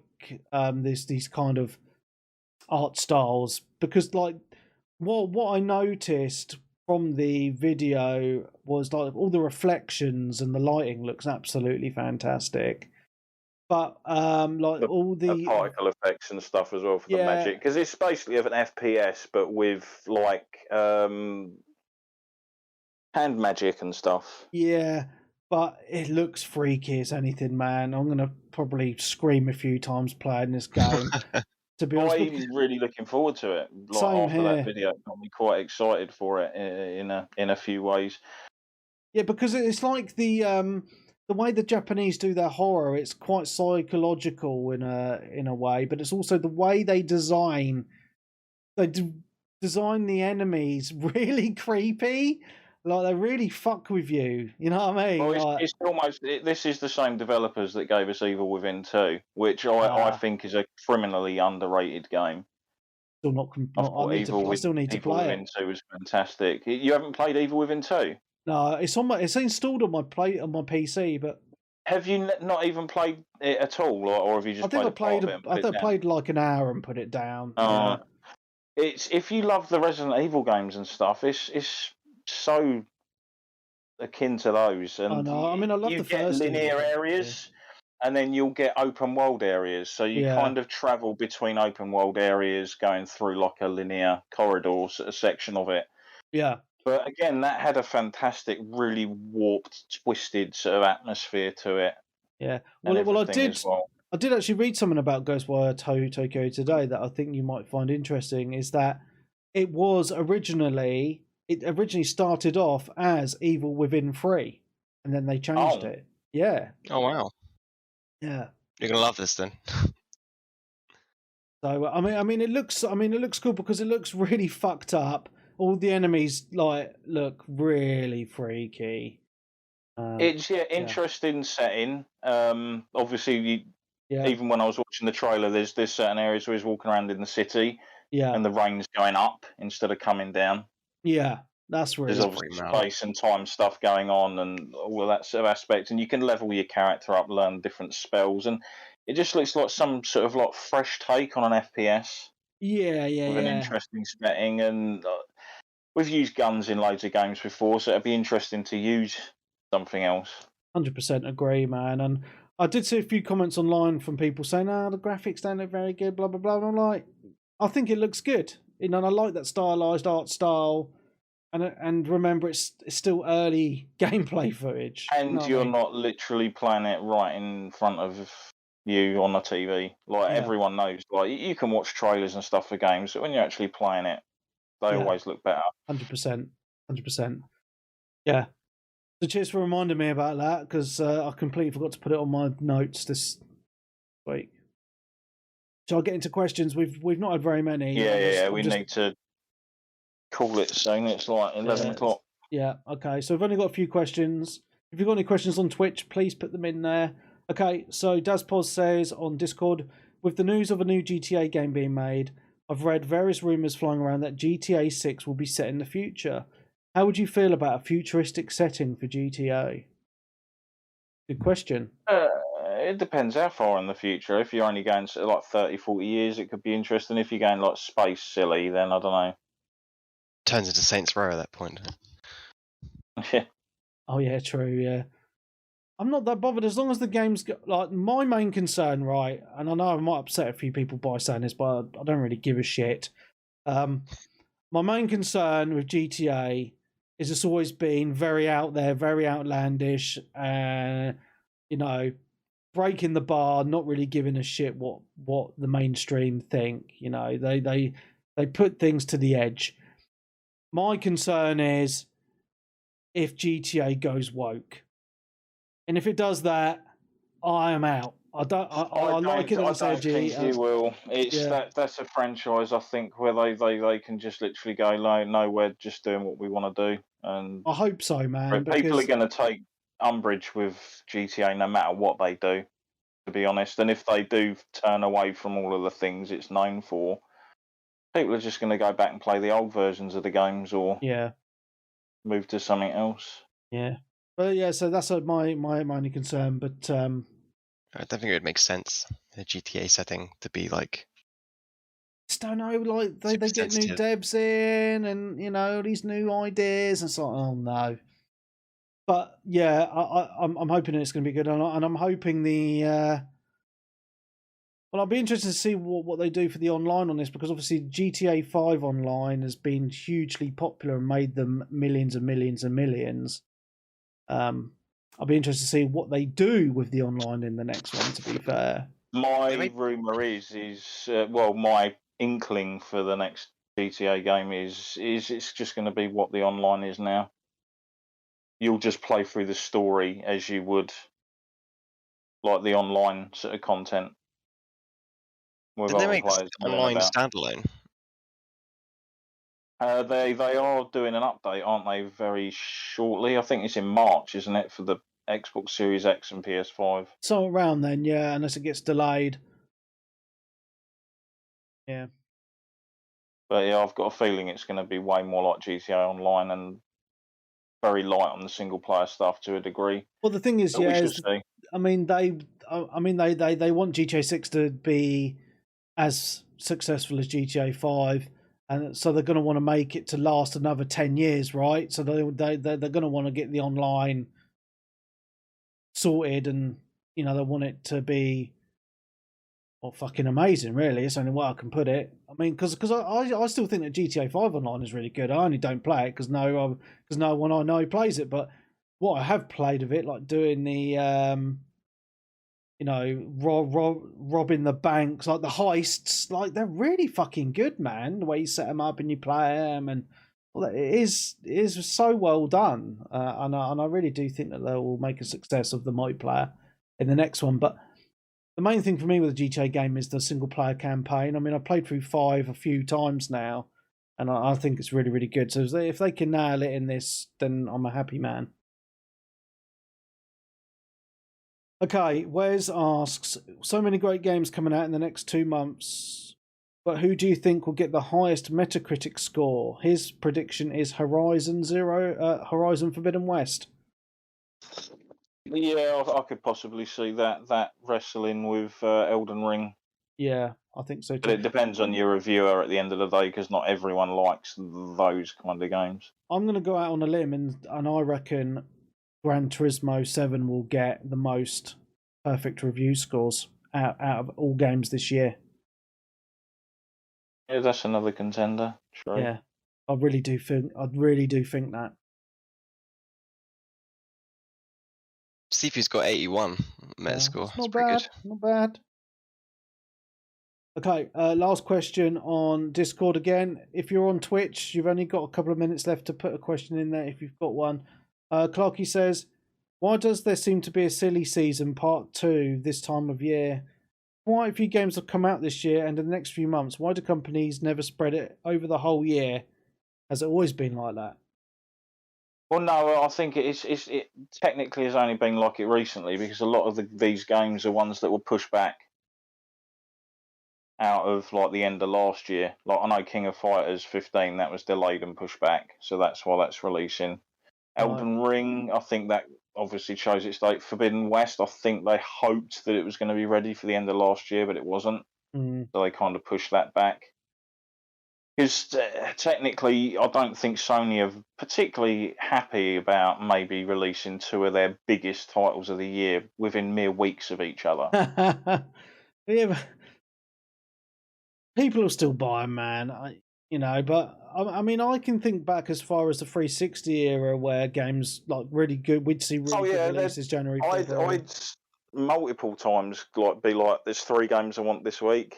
There's 2 games I want next week. There's another 2 games the week after. But yeah, it does boggle the mind a little bit that they don't spread out, because there is usually 1 or 2 games that come out in the summer all on their own, and they're fucking bangers, and they sell really well because they're in their own window with nothing else to compete with. I would personally like to see it more spread out. Just for the time factor, not having the time to play all these games that come out all at the same fucking time, right? So, but they all want to get the Christmas fucking sales, right? And that's why they like to launch their games in November to get ready for all the mums buying games over Christmas. That's why it is. Cool. That's all the questions. I don't see any more questions on Twitch, so I think we're going to end it here, guys. Cool. We've been going for 2.5 hours. That's plenty long enough. I'd like to thank everyone in the Twitch for sticking with us for the length of time or part of the time. Thank you very much. Every Sunday, 8:30 p.m, we are here streaming live. So if you're not a Patreon, this is the only way you listen to the Patreon week shows as well. So another incentive there. Obviously, this is not a Patreon week, but thank you for sticking with us anyway. A big thank you to Darren, as always, for being here every single week without fail. Thank you very much. I do appreciate it. And a big thank you to Evan for coming on as well. It's always good to hear differing opinions as well. Yeah, it's been fun. And obviously a big thank you to Damo, who had to jump off, which is understandable. Oh, that's unfortunate. Obviously, because kids are a pain in the ass. Oh, right, so, yeah. I understand that. So, yeah. Okay, so we're going to end it here. So for me, Mark Webb, Gamertag, Pearson ID, Steam ID, Webby360G. Oh, Materia. And Sensei Switch. So thank you very much. If you want to listen to all of next week's show, you need to subscribe to the Patreon. So you can do that over at patreon.com/360gamercast. From as little as £5 a month, you get a show every single week of the year, plus all of the special episodes that we do. And that feeling, that great feeling of knowing that you're supporting the greatest gaming podcast in the world. Obviously, if you don't want to do that, that's fine. You can listen to us live on Twitch every single Sunday, 8:30 p.m. And that's about it. So thank you very much. We will see you next week. Goodbye.